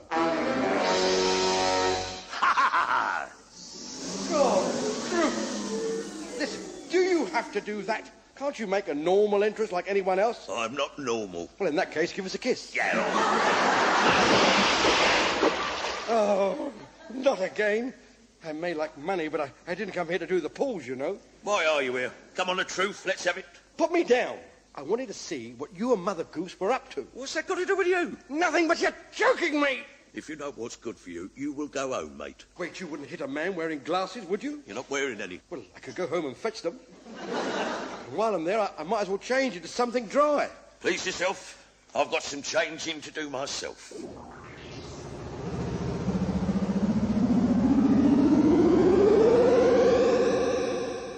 There. I've mixed a transformation spell with bats and big cockroaches. And only just in time as well, for Mother Goose approaches. This way, Priscilla. Oh, we're nearly there. Oh, come on, there's a good goose. I don't want to be late. That pool must be around here somewhere.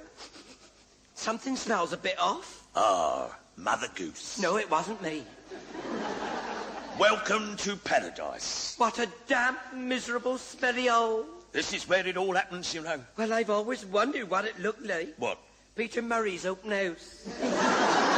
Here, are you ready for your final instructions? Oh, go on, yes, I'm all ears. Yeah, you are, aren't you? Don't worry, I'll soon change all that. Now tell me, please, what have I got to do? You see this very special pool, do you? I want you to jump in. What? Jump in there? You've got to be kidding. It's filthy. Look, just trust me. That pool represents your old decaying past. By the power of my magic spell, you will emerge a new woman in the prime of youth and looking as pretty as a picture. Oh, dear. Oh, do you think I should, Priscilla? Be brave. Beelzebub, O bar of light, dispenser of derision, take this old woman from our sight. Return to us a vision.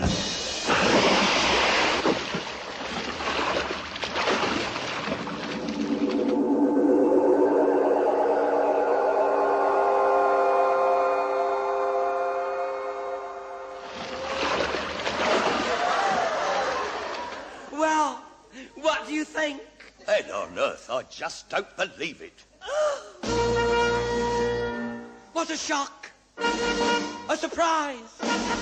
I can tell by the look in your eyes. I really am a vision, folks. You must agree. I know you can't believe it. Take a look at me.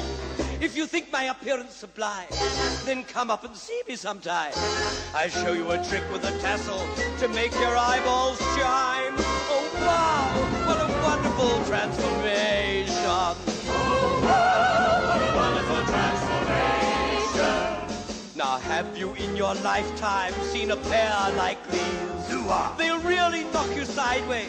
I don't mean my knees. Their shape is decidedly rare. Yeah. Look closely at both of you, dare. Yeah. You never will see two more beautiful eyes. It just ain't fair. Oh, what a wonderful transformation. I'm sizzling, boy. Now loosen my stays. My dumplings are boiling over. Michael Foot, after a night with me, you'll vote Tory.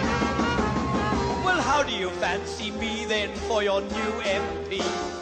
I'll make you all a promise if you'll vote for me. A definite swing to the left. Ding, ding. A definite swing to the right. Dum, dum. This hunk of political dynamite, baby, swings all night. Whoa, what a fabulous. Whoa, what a marvelous. Whoa, whoa, whoa, whoa, What a wonderful transformation.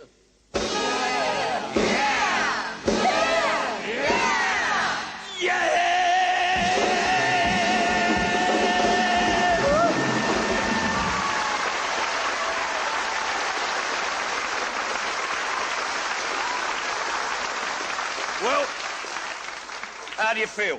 Like $1 million. Yeah, all green and crinkled. As she will find out soon enough. Here, well, I've kept my side of the bargain. How about yours? Oh, if only I had a mirror. Good job she hadn't. She'll only crack it. Oh, I bet no one will ever believe it's me. You promised me the goose. What? Oh, yes, take her. Right. Come with me, Goosey. I said come with me. Look, Priscilla, you'll have to go. I gave him my word. Now, don't worry, you'll be looked after, I'm sure. Oh, I can't wait to see myself. I bet I'm a right sexy little siren. I can't wait to get back to Gander Mansions either. Looking like this, I should certainly brighten the old place up a bit. You'll find I've already done that. What? You mean you've transformed my home as well? In a way, yes. Oh. Well, farewell, well, Goose. It was a pleasure to do business with you. A greater pleasure than you could ever imagine. Come along, Priscilla. We don't want to be late for dinner, do we? Come on. Mother! Mother Goose! Where are you? Oh, it's Jack and Jill. What are they doing here? This way? I'm sure it's over here somewhere. The Squire as well. I can't wait till see the look on his face. Cooey! Over here. Ah, Mother, there you are. Thank goodness we found you. They've got something to tell you. That's nothing to what I've got. There. What do you think of that? Good grief! Mother! Mother Goose, what have you done to your face? God, the last time I saw a face like that, the owner was being milked. Jealousy will get you nowhere. Jealous of that? Take a look at yourself. Well, I can't, can I? Well, you can see your reflection in the water, can't you? Oh, yes, I never thought of that. Go on, look into the pool. With pleasure. What do you see? Polyfiller. Oh, no. I'm not young and beautiful at all. I've been tricked. I was supposed to look like something Michelangelo had painted. Well, you do. Like an old plastered ceiling. Oh, This is terrible. Well, it's worse from where I'm standing. It's not the only thing, Mother. That's what we came to tell you.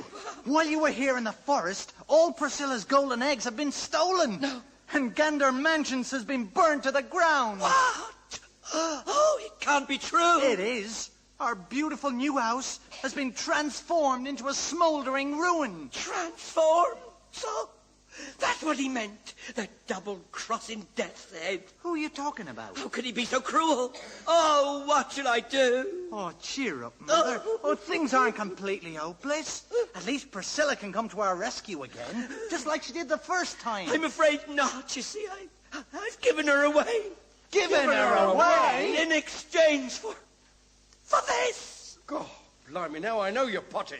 Oh, Mother, what have you done? We've lost our money, our home. Priscilla's left us. And all you've got to show for it is a plastered mud pack. Oh, what have I done? I've gone and spoiled everything. She was right after all, wasn't she? My vanity has been my downfall. Oh, dear, I wish she were here. She? Now who are you talking about? Me, you nerk. Heavens! Who are you? Well, you could say that I was responsible for all this. You mean you brought Priscilla to us? Precisely. The goose that laid the golden eggs. I'm afraid she won't be doing that anymore. Well, not for Mother Goose. That's true. Through my own stupidity, I've lost her forever. More nearly so than you think, for the Demon King intends to destroy Priscilla. Oh, no! Oh, it can't be true. Oh, how can I help Priscilla? Please, we must be able to do something. Fear not, Mother Goose. I suspected this might happen, so I'm off to Gooseland to put matters right. Oh, can I go with you, please? I shall never sleep again until I see that Priscilla's safe. Here, can we all go? Well, don't see why any reason not. Is it far? Oh, yes. The land of the snow geese is at the very top of the world, but my magic will shorten the journey. Now hold tight, everyone. There's a couple of magic spells coming up. Glass, bottle, bottle, glass. I wave my wand in a magic pass. Now I skip to the left, I twirl to the right. Give me tinsel star a flick. From the midst of the forest in darkest night, we'll be in Gooseland double quick. Hang on to me frock.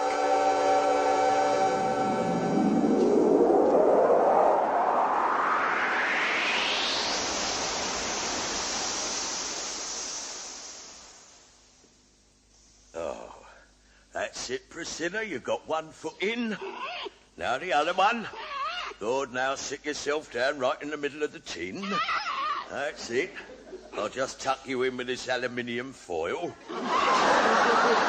Keep you nice and warm.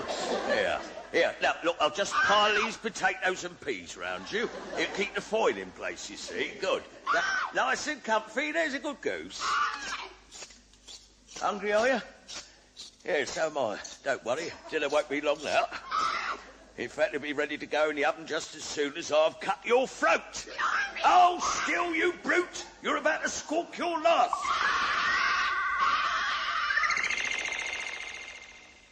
Here, what's happened? She's gone. She's vanished. My din-din has disappeared. I know.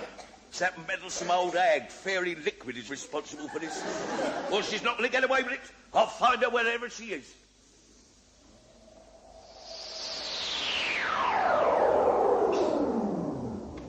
Oh, done it. We're here. That was quick.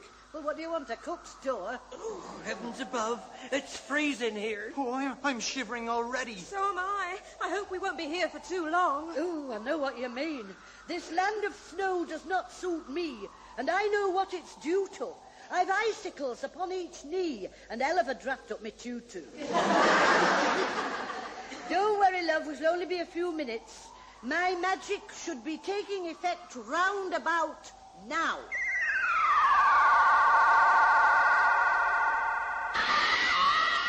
Priscilla! Oh, she's safe. Hooray! Oh, Priscilla, welcome home. Oh, I'd have given anything to have seen his face at the very moment I trumped his ace. Oh, no.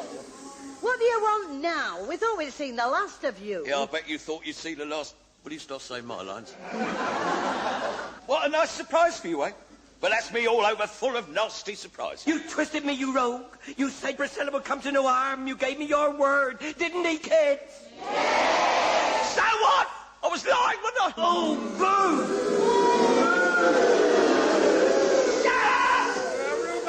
Now come out there and suck your sweetness. What is it you want, demon? I want what is mine by rights. I want Priscilla. Well, you can't have her. Keep out of this, you overfed fairy cake.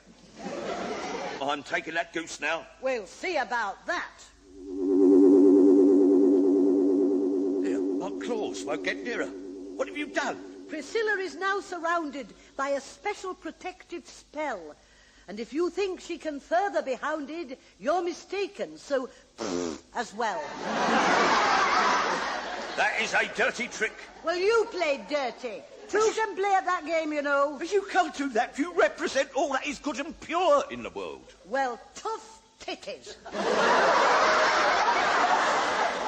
How do you like a dose of your own medicine? Hooray! I shall have my revenge. I shall bring a plague of famine and destitution upon the land.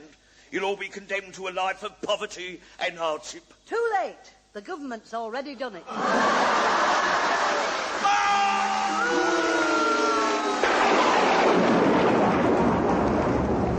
He's gone! Yes, the cowardly bully running away like that just when I was about to thump him. Squire Basham, with lies, hypocrisy and greed, you're hardly unfamiliar. But that's the stuff on which demons breed. So to go on with it's even sillier. Beware the wandering demon so grim, he hates to be alone. Struth, I don't want a lodger like him. Then promise to atone. I will. I promise. Well said, Daddy. I hope I don't live to regret it. Well, just to make sure you don't, why don't you marry me and settle down to a life on a farm? Marry you looking like that? Don't you like me looking plastered? You don't even look good when you're sober. All right, I'll do anything for a quiet life. Quiet? On a farm? You must be joking. Let me tell you what it's like living on a farm. The ducks go quack, the sheep go baa, the cows in the field go moo. The pigs goes oink, the hens goes cluck, and cock-a-doodle-doo. You mean? I see. The ducks go quack, the sheep go baa, the cows in the field go moo. Yes. The pigs go oink, the hens go cluck, and the cock-a-doodle-doo. I'll do myself a mischief if I keep that up. Still, it doesn't sound too bad, does it? Yeah, but that's only a small farm. You should hear what a big farmyard sounds like. Well, what does it sound like? Well, if I had lots of animals here, I could tell you. Now, where could I possibly find lots and lots of little ducks and hens and sheep and oh, yes! Well, don't just sit there, volunteer. Will you do it for me? You will? Good now. Let's have you all quacking and clucking and mooing as loud as you can, right? Off we go. The ducks go quack, the sheep go baa, the cows in the field go moo. The pigs go oink, the hens go cluck, and the cock go moo. And again, loud as you can. The ducks go quack, the cows go moo. The pigs go oink, the hens go cluck, and the cock go moo. Oh, wonderful. Well, thank you very much. There you are, Squire. That's what a really big farmyard sounds like. What, all day long? Yeah, all day long. I've changed my mind. We'll keep rabbits. As you wish. But I'm definitely starting off with some more geese just as soon as I can find one. Allow me to help you there. Mother Goose, you've learned your lesson. You deserve a small backhander. So to help you both start out afresh, I'm giving you this giant gander.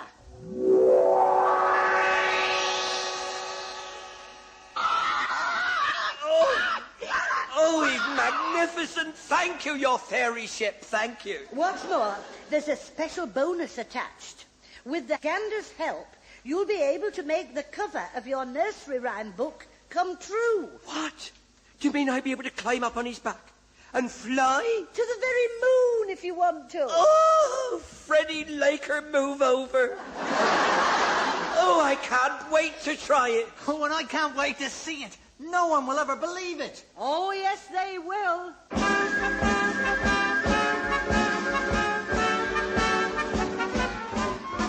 I give you my word, on the back of that bird, you'll be famous by and by. With wings and a tail, there's no way you can fail. You believe that you can fly. Just climb on that gander, hold on with your thighs. He lets you meander all over the skies. The simple technique is to steer with his beak, and you'll find that you can fly. Yes, you'll find that you can fly. She gives you her word, on the back of that bird, you'll be famous by and by. With wings and a tail, there's no way you can fail. You believe that you can fly. Just climb on that gander, hold on with your thighs. He'll let you meander all over the sky. Your simple technique is to stay with his beak, and you'll find that you can fly.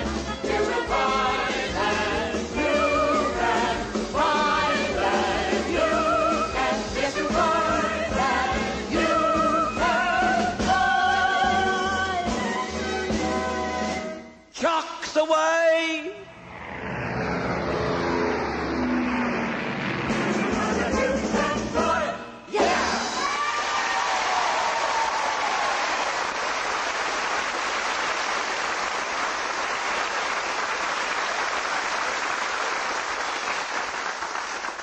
Dear boys and girls and mums and dads, grands and granddads too, our story's over and the cast return to say goodbye to you.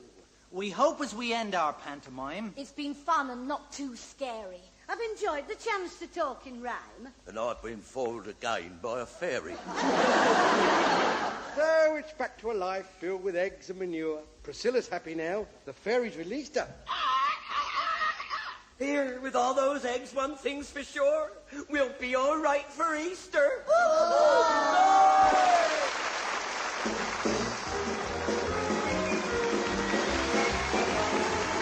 You've been listening to Mother Goose, a traditional pantomime for Christmas, starring Kenneth Connor as Mother Goose, Molly Sugden as the Fairy Queen, Bernie Winters as Squire Basham, and Michael Robbins as the Demon King, with Billy Boyle as Jack, Judy Dawn Cohn as Jill, and Percy Edwards as Priscilla, plus the Charles Young Singers and the orchestra under the direction of Graham Ripley. Mother Goose was written by Chris Emmett with music by Graham Ripley and produced by Martin Fisher.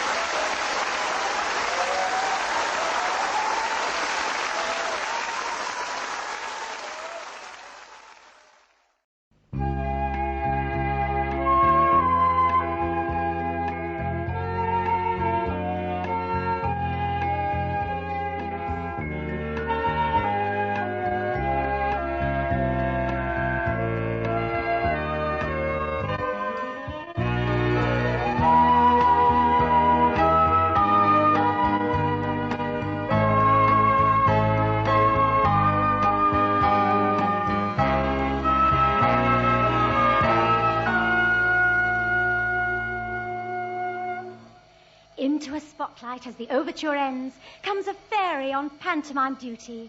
A wave of my wand and the curtain ascends on the tale of the Sleeping Beauty.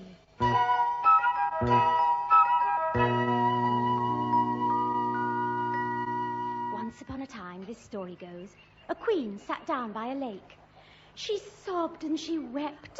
Then she blew her nose so loudly it made the earth shake.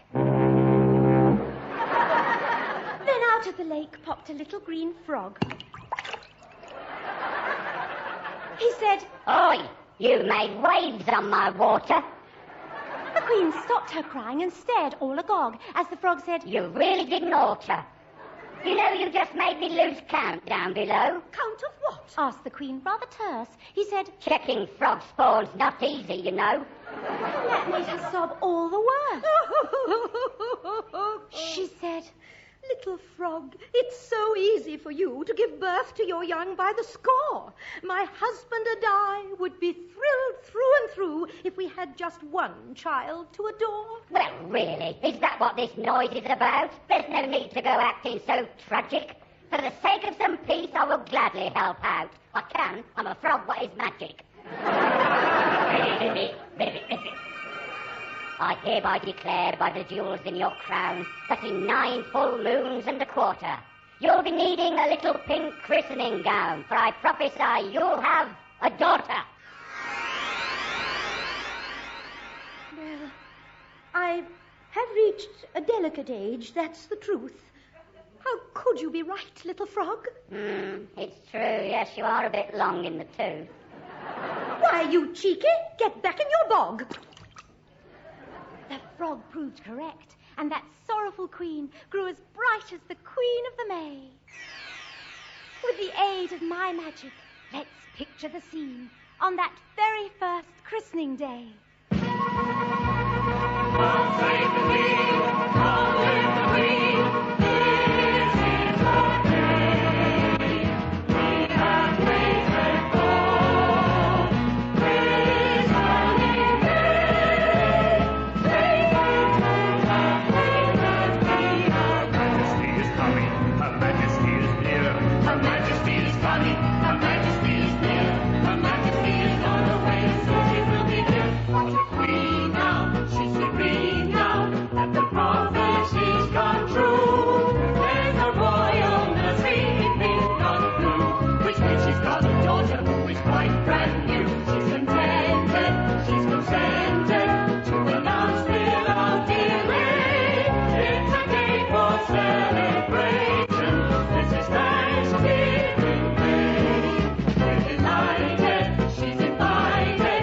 Every Viscount, Duke and Earl of the royal heads in the royal world. She can't believe she's given birth to such a girl. It's success time, it's success time. It's a time for all to say, what a day for celebration. This is Thanksgiving Day. What a bundle of joy, rattling, whistling waves. She's so cute and so coy, even the king's got a smile on his face.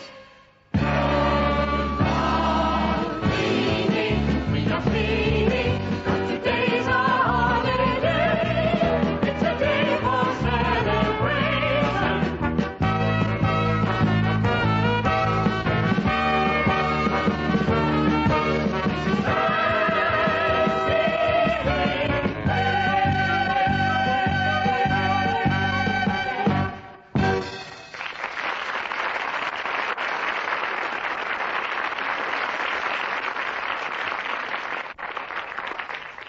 Their Royal Majesties, the King and the Queen of Floribanda.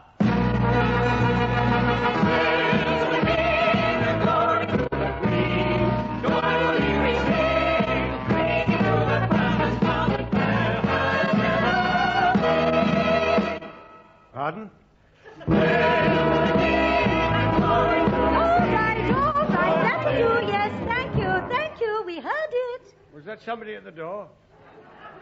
I thought I heard the carol singers again. No, it was, oh, never mind, get on with your speech. Oh, I'd love one.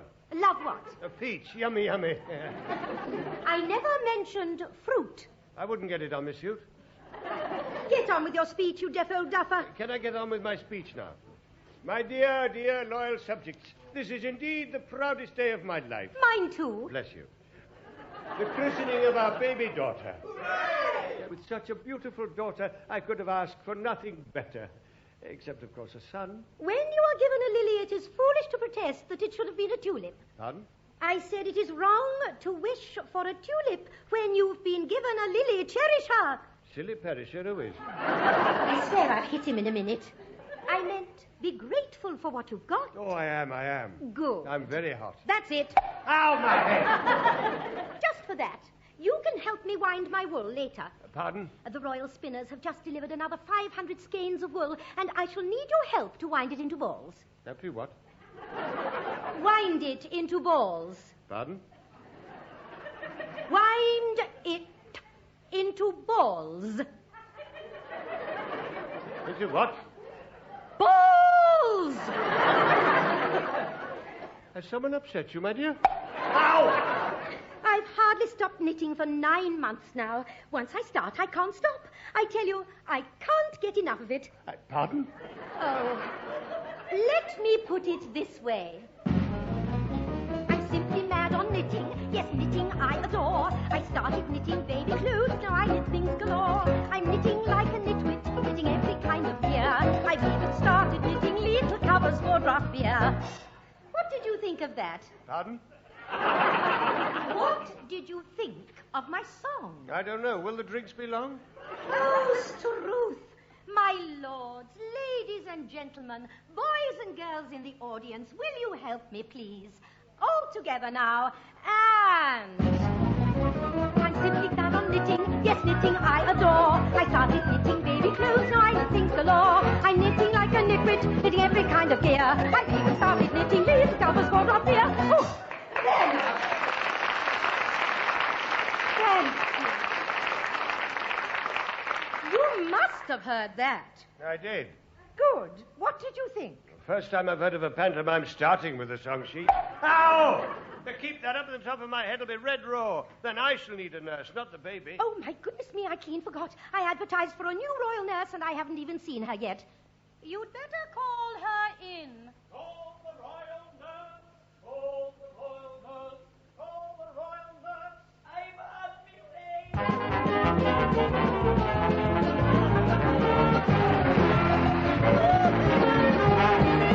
Hello, boys and girls. What a lovely lot of little smiling faces.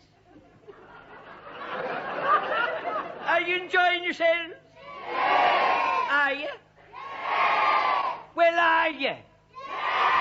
But that's a relief. I thought I'd gone deaf. Pardon? I'd better introduce myself, hadn't I? Then we can all get to know one another. My name's Dolly. Dolly O'Dimple, really, on account of I've got lots of little hollows where others have got little bumps. But you can call me Dolly. I tell you what. Now, when I shout, watch your kids, you can all shout back, watch your Dolly. Will you do that? Yes. Will you? Yes. Right, here we go. Watch your kids. I can't hear you. Watch your kids. Louder. Watch your kids. Come in. Is he with you? Unfortunately, yes. And now then, you wish to apply for the post of royal nursemaid to the princess, do you? Oh, that I do. Well, tell me, are you married? I was, ma'am, yes I was. To Seamus O'Dimple, God rest his soul. He used to be a milkman, but he died from too much milk. Died from too much milk? Yeah. A cow fell on him. How on earth did that happen? Ah, that's another story. Oh, it's nothing to do with the fact that he was Irish, but he was not a clever man. Now, do you know, he always thought that Sherlock Holmes was a block of flats. He's the only person I know who went to Hampton Court Maze and spent the whole of the day trying to get in. In the end, it was while he was driving to the dentist to have a wisdom tooth put in that he drove into the lake. Drove right into the water. I think he was trying to dip his headlights at the time. Anyway, crawling out of the water, the cow hit him wallop, and there he was gone, leaving me all alone in the world. With no money. No job. A child to bring up on my own. And only my natural wit and beauty to live on. Of course, we starved for quite a long time. And then I saw this job advertised, so here I am. Pardon? I was saying my husband was a milkman, you see, and one for day... goodness sake, please don't go through all that again. But I never heard what she said. Well, listen to the repeat on Boxing Day. We can't hang about now. Tell me, Mrs. O'Dimple. Dolly. Watch your kids! Watch your Dolly! Come in. I was just testing. Tell me, Dolly, have you had much experience of nursing? Oh, I've had a lifetime's experience. How do you think my face got this lived-in look? Lived in? It looks as if squatters have moved in. But it's what's underneath that counts. Don't you agree, sir? 4:30. I know you're still in the full bloom of maidenhead yourself, ma'am. Oh. But let me ask you this. What What'll you do the day you find a wrinkle? Me? What'll you do when faced with grey hair? Dye it. Do you live in fear of looking more mature? Or do you think the remedy's a man-made cure? Well, you can disguise a lot with paint and powder. You may have a lot to conceal. It may be a blessing, but underneath the dress, you're only as young as you feel like I do. What'll you do the day you find a wrinkle? Start putting the face back on. What'll you do when faced with grey hair? Start pulling them one by one. Do you live in fear of looking more mature? Do you think the remedy's a man-made cure? No. You can disguise a lot with paint and powder. Mix it with polycell. You may have a lot to conceal. Use a roller. It may be a blessing, but underneath the dressing, you're only as young as you feel. I tell ya, the day you find a ring. Grey hair. Start pulling them one by one. Do you think you're looking more mature? I do not say. You can disguise a lot with paint or powder. You may have a lot to conceal. You may be smart and paint your face and look like Adam Ant, but take it from me, if you do, you'll look a right little twant. Oh, Mary,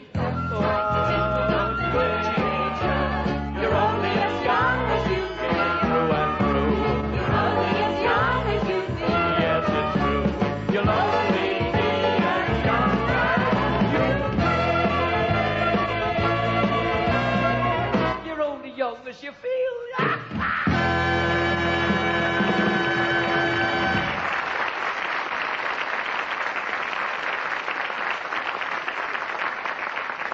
Oh, very well.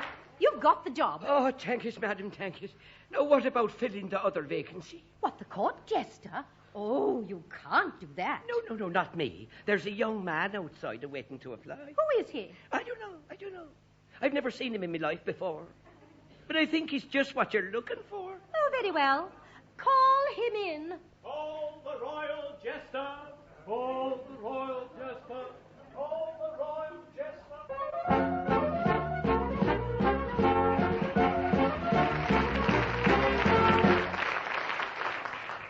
About time, too. I thought I'd never get on. I could have recorded 6 episodes of Blankety Blank the time I've been sitting out there. May I have your name, please? Certainly, Magnus.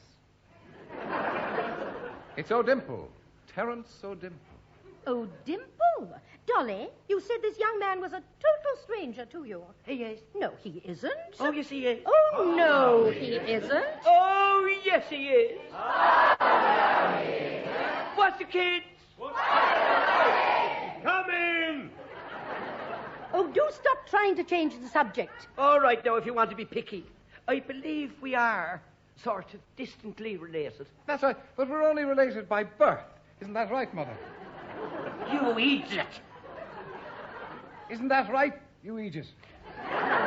It clearly runs in the family. Well, use your handkerchief, then. Pardon? I had a nose like that once, but I stuck it in my ear and blew my brains out.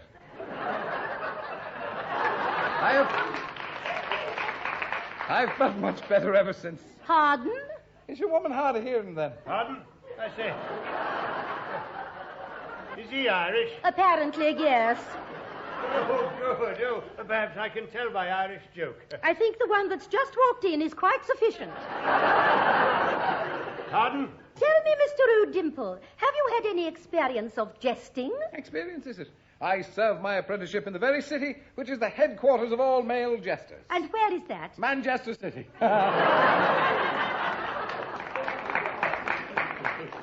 Variety Bandbox, 1944. Manchester City.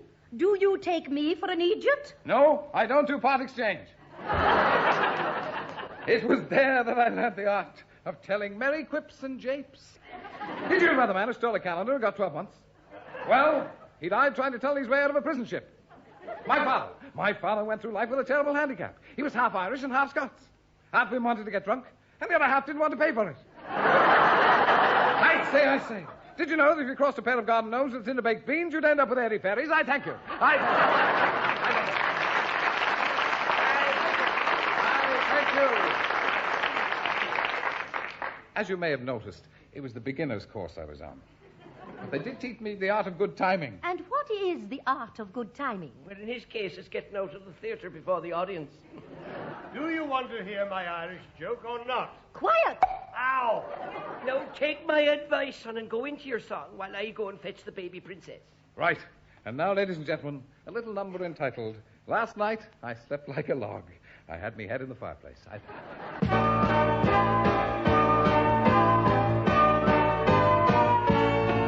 With a genial jest, I do my best to try to bring you good cheer. That is my motto the whole year through. Have a merry-making season all the year. I experiment with merriment to make your blues disappear. I'm always cheerful the whole year through. Have a merry-making season all the year. Don't be dreary and disapprove while others have fun. Just be half as merry as me, and you'll find the battle is won. Let each day and night be pure delight. Bring joy to those you hold dear. Why not be happy the whole year through? Have a merry-making season all the year. Come on, everybody, let's have a merry-making season. Don't feel low because old Santa Claus won't be around for a year. You could be jolly the whole year through. Have a merry-making season all the year. Ding dong, ding dong, how merrily the Christmas bells chime. Ding dong, is there anything wrong with letting you ring all the time? Let each Christmas bell how fast it sounds, and let it ring loud and clear. Easy to have happiness the whole year through. Have a merry-making season all the year. Have a merry-making season all the year.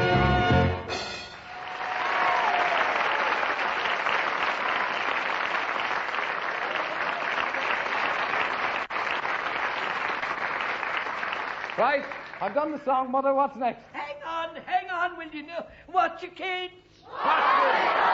Louder, watch your kids. Come in!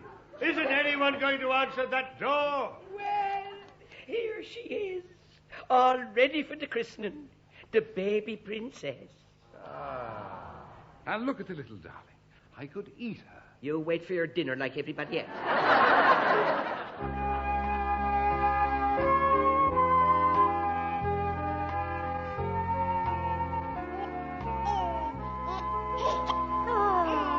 Oh, look. Coochie, coochie, coochie, coo. Say hello to Mummy.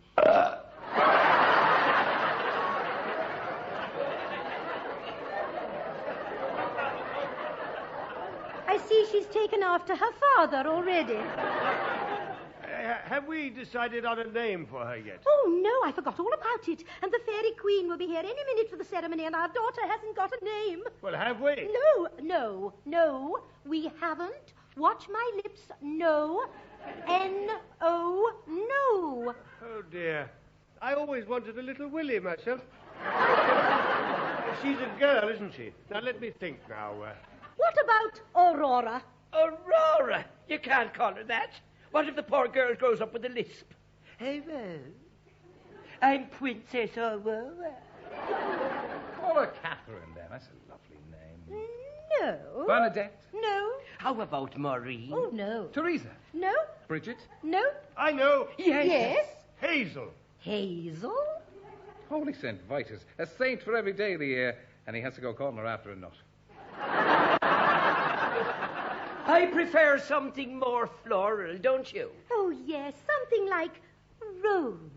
Yes, Briar Rose, I think. Pardon? Briar Rose. Briar. Brian? We can't call her Princess Brian. How about Rosebud?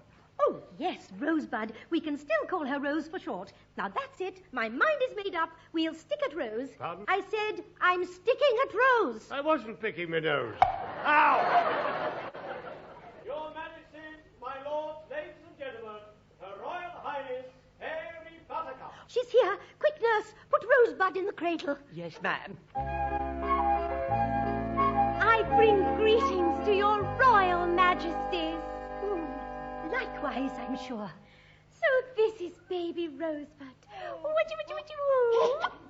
Oh, you have a lovely baby. My congratulations.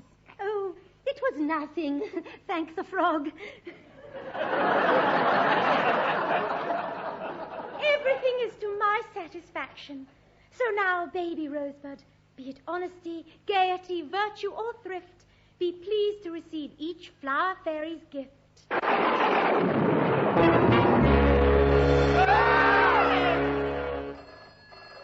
What's that now? What is it? Well, somebody answer it. Hello? Just a minute.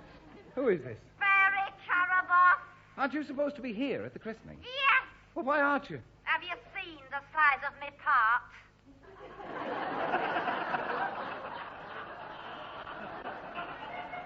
How am I supposed to answer that? I'll tell you, the size of my part, it's not worth coming all the way there just for that. I'm phoning it in. You can't do that. Give me one good reason why I shouldn't. Well, you get paid more for a start. I'm on my way.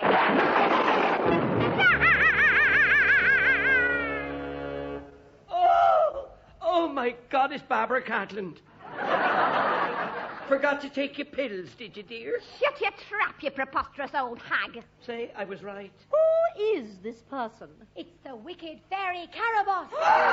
That's right, dearie. But we never invited you. That's the trouble. Nobody ever does. Who is this person? Caraboss, and by the... Pardon? Caraboss, you stupid old fool!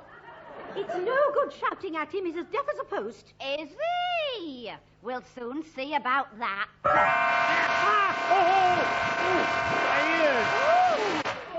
Oh, you wicked creature. What have you done to my husband? It's all right, my dear. I'm not hurt. You're not. Are you sure? Yes, after the initial shock, Good heavens. My deafness is all gone. I can hear everything clear as crystal. I'm cured! Hooray!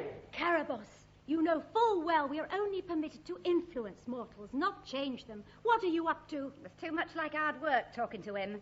Besides, I don't want anyone to miss a single word of what I've got to say, least of all the father of the child. What are you going to do? Why, give the baby Rosebud my christening gift. That's what I'm going to do. That's very generous of you. Isn't it? Stand aside. Take good care of the Princess Rosebud. Take good care of your only child. Remove all sharp things from the nursery.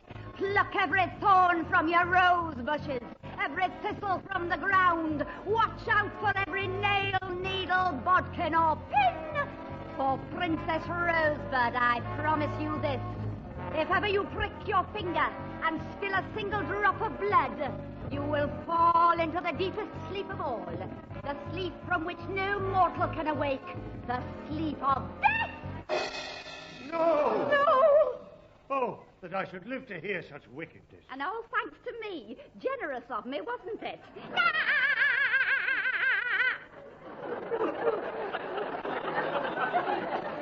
Oh, what are we going to do? What are we going to do? Dry your tears, your majesty, for I have not yet given my gift. What? If the curse of Caraboss should come to pass, then Rosebud shall indeed fall into a deep sleep.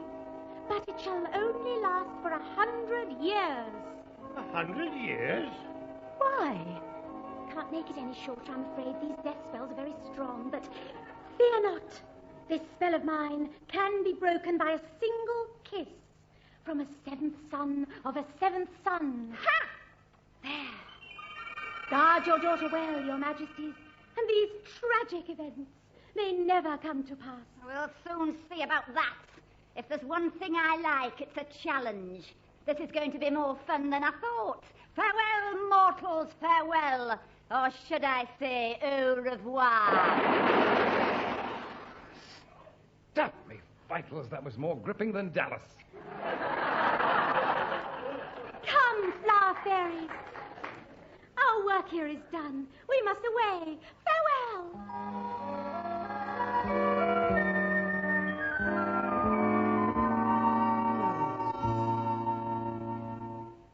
make our plans at once. Nurse, guard the baby Rosebud with your life, night and day. Of course, sir. It's goodbye to anything and everything that could have the remotest chance of scratching the princess. And that includes your knitting needles, my dear. You mean I've got to give up knitting? Perhaps it's just as well. Now that I can hear again, all that clicking would drive me mad.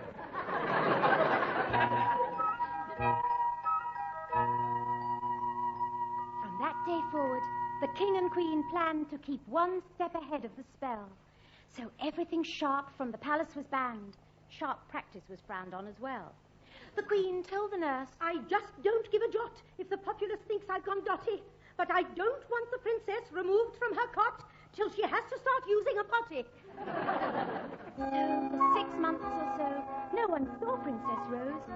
But at 6 months, she started to crawl. With a wandering infant, a new problem arose, and it drove everyone up the wall. For she had to be watched, and each time the child moved, the whole palace was put on alert. Soon the nurse was exhausted and was often reproved when heard yelling, Now where's the little squirt? It's all right, Mother. I found her. What's she doing? Oh, she's fine. She's playing with my pet hedgehog. All right. What? Don't you ever bring that creature indoors again. But it's perfectly tame, and it never bite the poor girl. Oh, never mind its teeth. What about the 10,000 needles all over its back? Do you know, I never even thought of that. You never even thought of it. You're about as useful as a one-legged man in a bum-kicking contest. Oh, I nearly forgot. Watch it, kids. I'm going to miss my hedgehog. I've been growing him since he was a baby. Why did you start growing turnips? They're a lot safer. Mother, where do babies come from? What, baby turnips? No, proper babies, like Princess Rosebud. Did you never ask your father that question? Oh, yes, I did. Good. What did he say? He said, ask your mother. Oh, yes, he would. Yes. Where do babies come from? Oh, I wouldn't worry about where they come from. They're more than enough trouble once they're here. Every woman wants to be a mother. Some men even want to be a dad. Every little sister wants a brother. And when she gets one, she's glad. But babies, you try to keep track of them when they are starting to crawl. Babies, yes, part of the knack with them is scraping their food off the wall. Sticky fingers everywhere with jam and custard in their hair, and all your little ornaments get broken. Everything kept out of reach in case they start to drink the bleach. Oh, they could drive you to drink. Yes, babies, taking good care of them's taking on more than you think. The nursery you will find them. Would you dare to sit and mind them? Oh, babies, the first sign of talking is treated as music to your ears. Babies, the first sign of walking confirms all the worst of your fears. You try and keep them safe from germs, because if you don't, they'll get the worms. You need a dozen pair of eyes to watch them. They scurry round like little ants while doing whoopsies in their pants, so they could drive you to drink. Yes, babies, taking good care of them's taking on more than you think. They intend to keep you happy. Lunchtime means they're pretty happy. Babies, they're always expressing themselves with a noise that is rude. Babies, come back after dressing them. They're wandering round in the nude. I know it sounds a simple job to stick a dummy in their gob, but turn your back, you'll find it on the floor. It's always time for feed again, and then you'll find they weed again. Oh, they could drive you to drink. Yes! Babies, they're taking good care of them. It's taking on more than you think. They may be teeny. It's taking on more than you think, but in between it's taking on more than you think. They're like the sweet. They're taking on more than you think.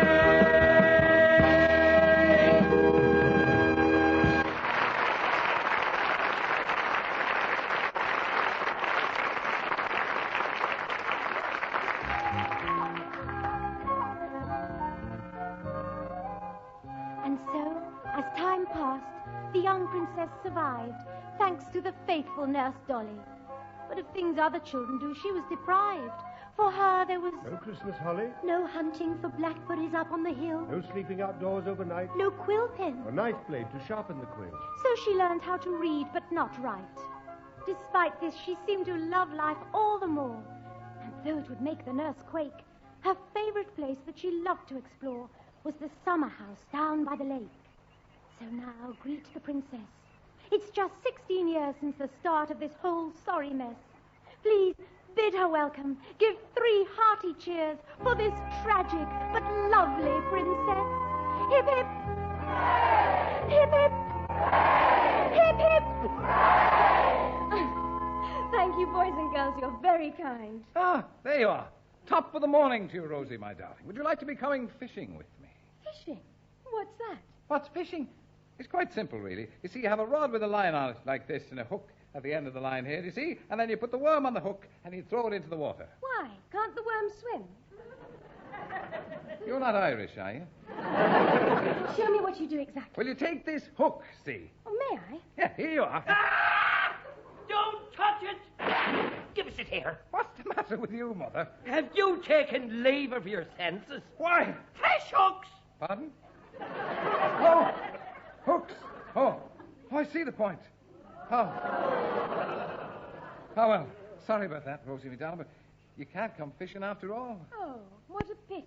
Are you going fishing right now? No, not yet, Mother. I'm waiting for it to rain first. Waiting for it to rain first? Whatever for? Because when it's raining, I go and stand underneath the bridge. And that's why I catch hundreds of the little devils. How's that? Because all the fish go under the bridge to shelter from the rain, you see. Do you know? I'm sure if you went to see a mind reader, she'd give you your money back. Now, listen to me. I'm getting very low on the Guinness.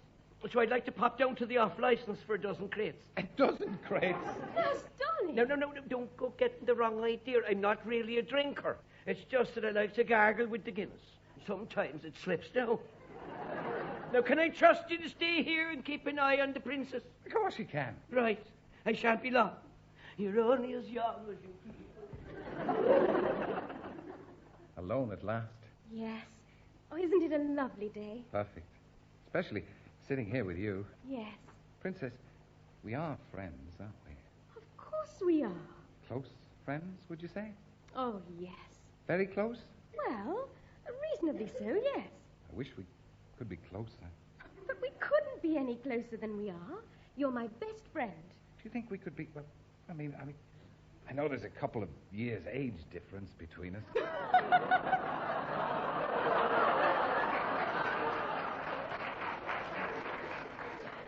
A couple? You're twice my age. Well, twice. Couples, the same thing. Not in this case. Then you don't think... Oh, Terence O'Dimple, I really am very, very fond of you. You are? Yes, you're just like a brother to me. Oh. An older brother. Oh, I see. But when I marry, it has to be to a prince, to a handsome young nobleman. You do understand, don't you? Yes. If you don't mind, I'll leave you now. I want to be alone. I shan't be too far away. Give me a call if you need me. All right, and thank you. Oh, this is heaven. Completely alone. Oh, what's that? I can hear a strange sound, and it seems to be coming from inside this old summer house. That's odd. It's been deserted and unused for years. I'll just see if I can open the door and... Yes, done it. Why, it's an old lady, and what is she doing? I'll spin you a tale of adventure, excitement and thrills by the score. I'll spin such a whale of a fabulous tale, you'll beg and you'll plead for much more. I'll spin you a tale full of pleasure, a perfectly formed work of art. With the tale I can tell you'll remember me well for the joy that I bring to your heart.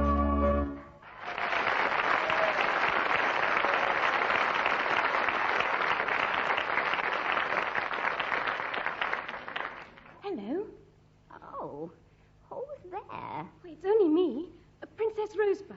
Oh, my dear. Please don't tell anyone you've found me here. I meant no harm, I promise. What are you doing? I come here to spin my thread in peace. Spinning? Why, I've never seen that done before. It looks very pleasant work. Oh, it is, my dear, it is. I can't tell you the satisfaction I get from spinning a really good yarn. Let me try. May I? Oh, no, dear. I couldn't possibly let you. Oh, please, you don't mind, do you? Well, I don't, but... Oh, and the boys and girls don't mind. Do you, boys and girls? Oh, well, they said you could try it. Did you, boys and girls? Oh, yes, you did. Oh, yes, you did. Oh, yes, you did. Pay no attention to them, my dear. They're only teasing you. Shut up! Pay no heed to that rabble, Princess. Sit here and spin. No, I don't think I'd better. Sit. No, I don't want to. I've changed my mind. Well, allow me to change it back again for you. Ow, let go of my wrist. You're hurting. Take the spindle and spin. No, I won't. Take it. No. There. Oh! Oh, now look what you've done. You've scratched me. That spindle is really... Sharp? If that's the word you're looking for, my dear. Yes. I suddenly feel very, very sleepy. What's happening to me? Oh, I can tell you that, my dear. You're helping me to finish something I started nearly 16 years ago. I stood before you then and made you a promise that I have now kept. Why, that would have been at my christening. That's right, my dear. Oh, no. You're not. Yes, I am. Caraboss.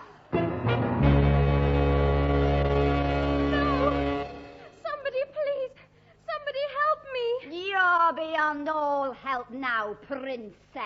I'll spin you a tale of adventure, excitement and thrills by the score. I'll spin such a tale of a nightmarish tale, you'll beg and you'll plead for no more. I'll spin you a tale full of horror, a perfectly formed work of art. With a tale I can tell, you'll remember me well. For the fear that I strike in your heart.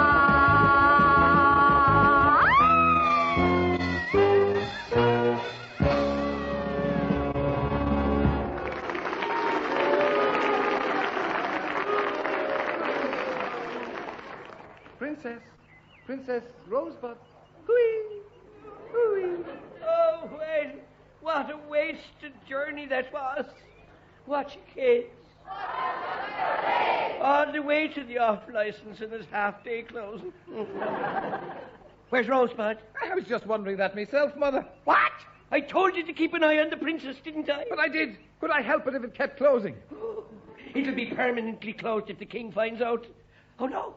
Look, here he comes now with the queen. Oh, there you are, nurse. Isn't it a lovely day? My dear wife and I are taking the air. It helps with her sinus trouble. Does it bother her a lot? No, but it bothers me. She keeps saying, sinus a check for this, sinus a check for that. Oh, I am in a good mood today. Ow! Yes, and after a gag like that, it's a good job the audience is as well. Anyway, I haven't told you my Irish joke yet, have I? Oh, it is funny. It's guaranteed to keep me laughing all day long. Oh, that's a relief, because your daughter's disappeared. What? What? Nurse Dolly, my daughter was left in your charge. What's happened to her? Well, you see... Father! The princess! Father, it was Caraboss. No! Quick, help her! I'm sorry. I didn't realize. It's too late. The poor soul. I do feel sorry for her. We all do, Mother. No, I mean what a rotten part.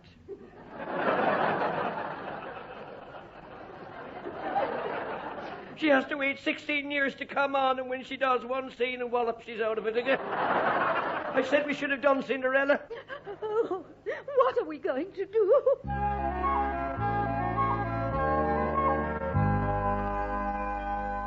Weep not, your majesty.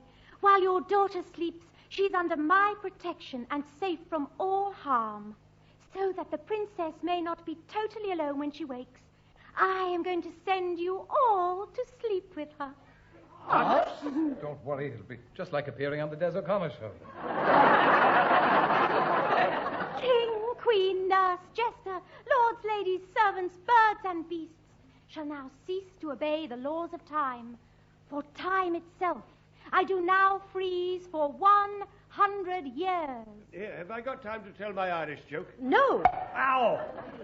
As this palace clock strikes the hour of 4, let time itself cease to be no more. Oh, I feel sleepy. I need a snooze.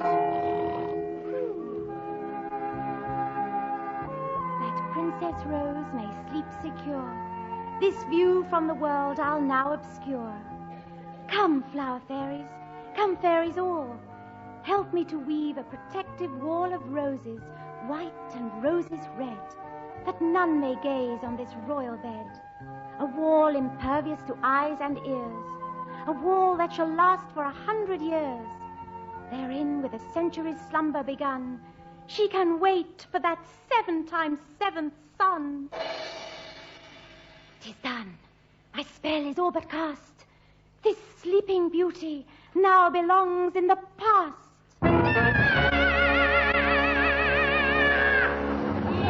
may well weave a protective charm to keep the princess safe from harm. But Caraboss is not yet done. I'll stop that 7 times 7th sun. Your pious plans and hopes I scorn as I turn each rosebush into thorn.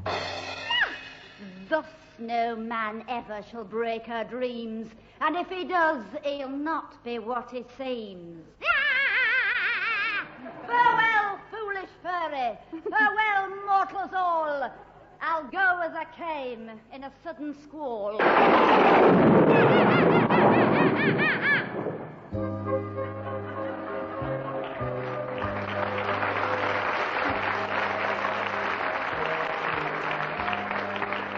That unique century slowly drew to a close, the sleeping beauty all but forgotten, when a 7 times 7th sun arose, of just 20 summers begotten. 'Twas the richest prince throughout the land, whose praises oft was sung. He was noble, tall, he was very grand. He was handsome, brave, and young.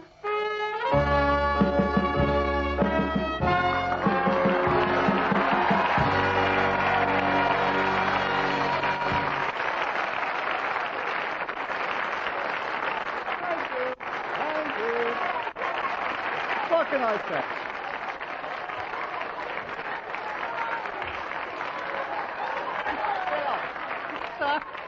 What can I say? You deserve me. Just a minute. Mr. Cotton-picking Minister. What's going on here? I'm dreaming. Somebody tell me I'm dreaming this. It's a nightmare. Pipe down, Wogan. This is my scene. I demand an explanation. Every day of the year, he comes on interrupting my show and ruining it. At least I thought I'd be safe here, of all places. And on Christmas Day, too. And no, he's still at it, seeking me out like an elderly exocet.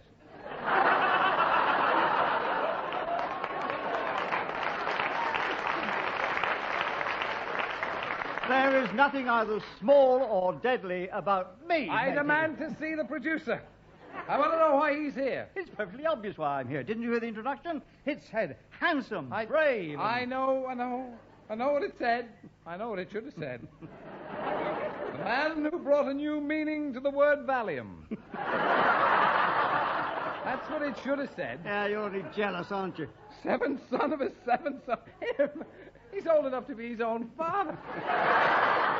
Handsome, brave, and young megastar. That's what it said, and that's what I am, as this discerning and intelligent audience will testify. Won't you, audience? It's no use asking this lot. Half of them think you're Al Valadel anyway. They know the truth when I say it. Handsome, brave, and above all, young. Let go of your commode and say that.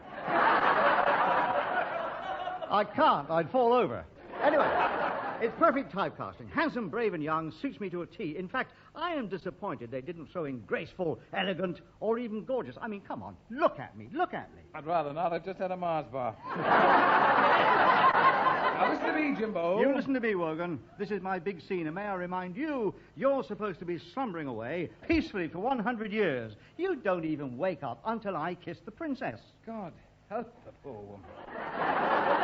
I will have you know that in my time I've had women biting chunks out of my shirts, and what's more, they're still at it.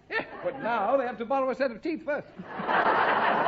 You're making a lot of noise for someone who's supposed to be asleep. I haven't broken the spell yet, and until I do, back to your kennel. Well, kiss the woman and get on with it. Ah, that happens when I allow it to happen, and that is in the middle of my number. You mean you're going to sing as well?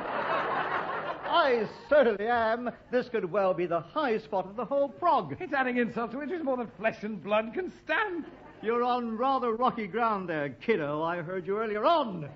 Merry-making season indeed. With a voice like yours, they should have called it belly-aching season. Now stand back and make way for a real professional. Where's that fairy got to? If he's going to sing, I demand to be put asleep for another 100 years. Just... I don't like your attitude, audience. Anyway, just stick around, you. You might learn something. I'm not staying around for this. Fairy Mogadon, where are you? Help! Help! That's never his footsteps, not with the weight he's carrying. Have you two quite finished? Good Lord, it's Fairy Butter Mountain. Buttercup. Oh, oh. And so, as the mighty Prince Florizel marched on at no... Florizel? Florizel? Silence!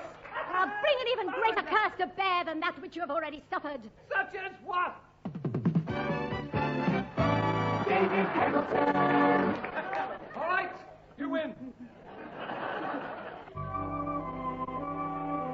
That 7x7th sun marched on. At no forest edge did he dwell. The curse of Caraboss had all but gone, and before him the forest fell. Each savage thorn became a flower, each tangled bush did unfurl, and there, at last in a topmost tower, he discovered the sleeping girl. Why, here she is, the Princess Rose. Am I too late? I've found the one I'm searching for. Oh, cruel fate, she holds her breath. Can this be death? Don't let it be true. Sleeping Beauty, I love you.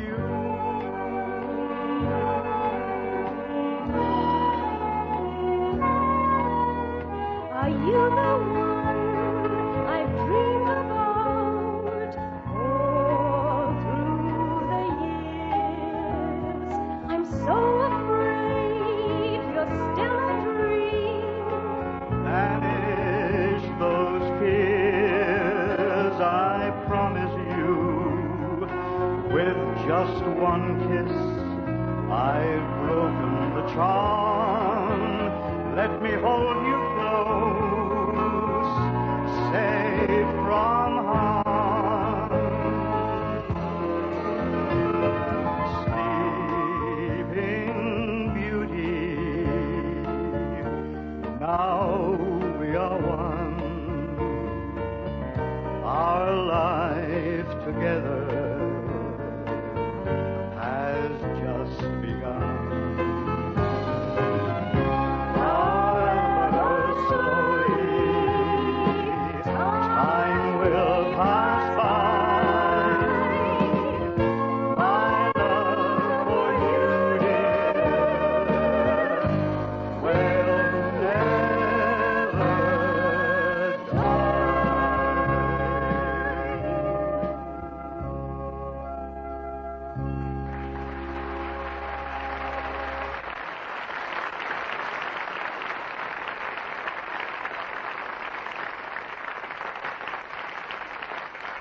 Follow that, Alan Wicker.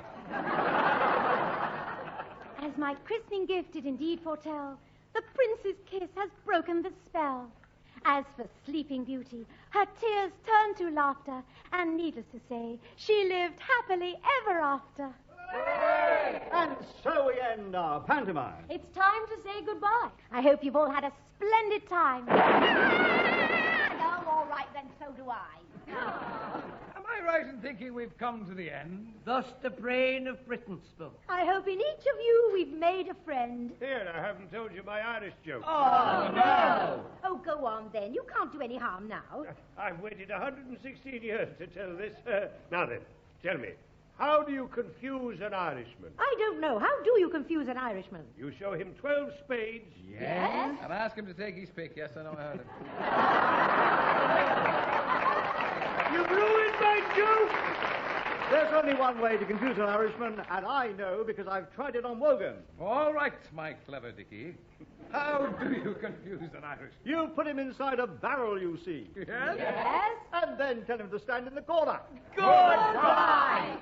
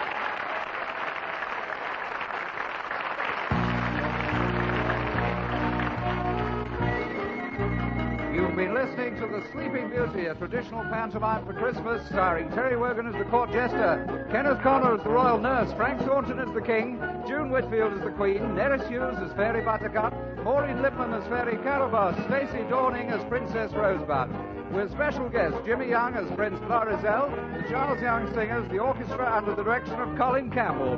The Sleeping Beauty was written by Chris Emmett, with music by Graham Ripley, produced by Martin Fisher.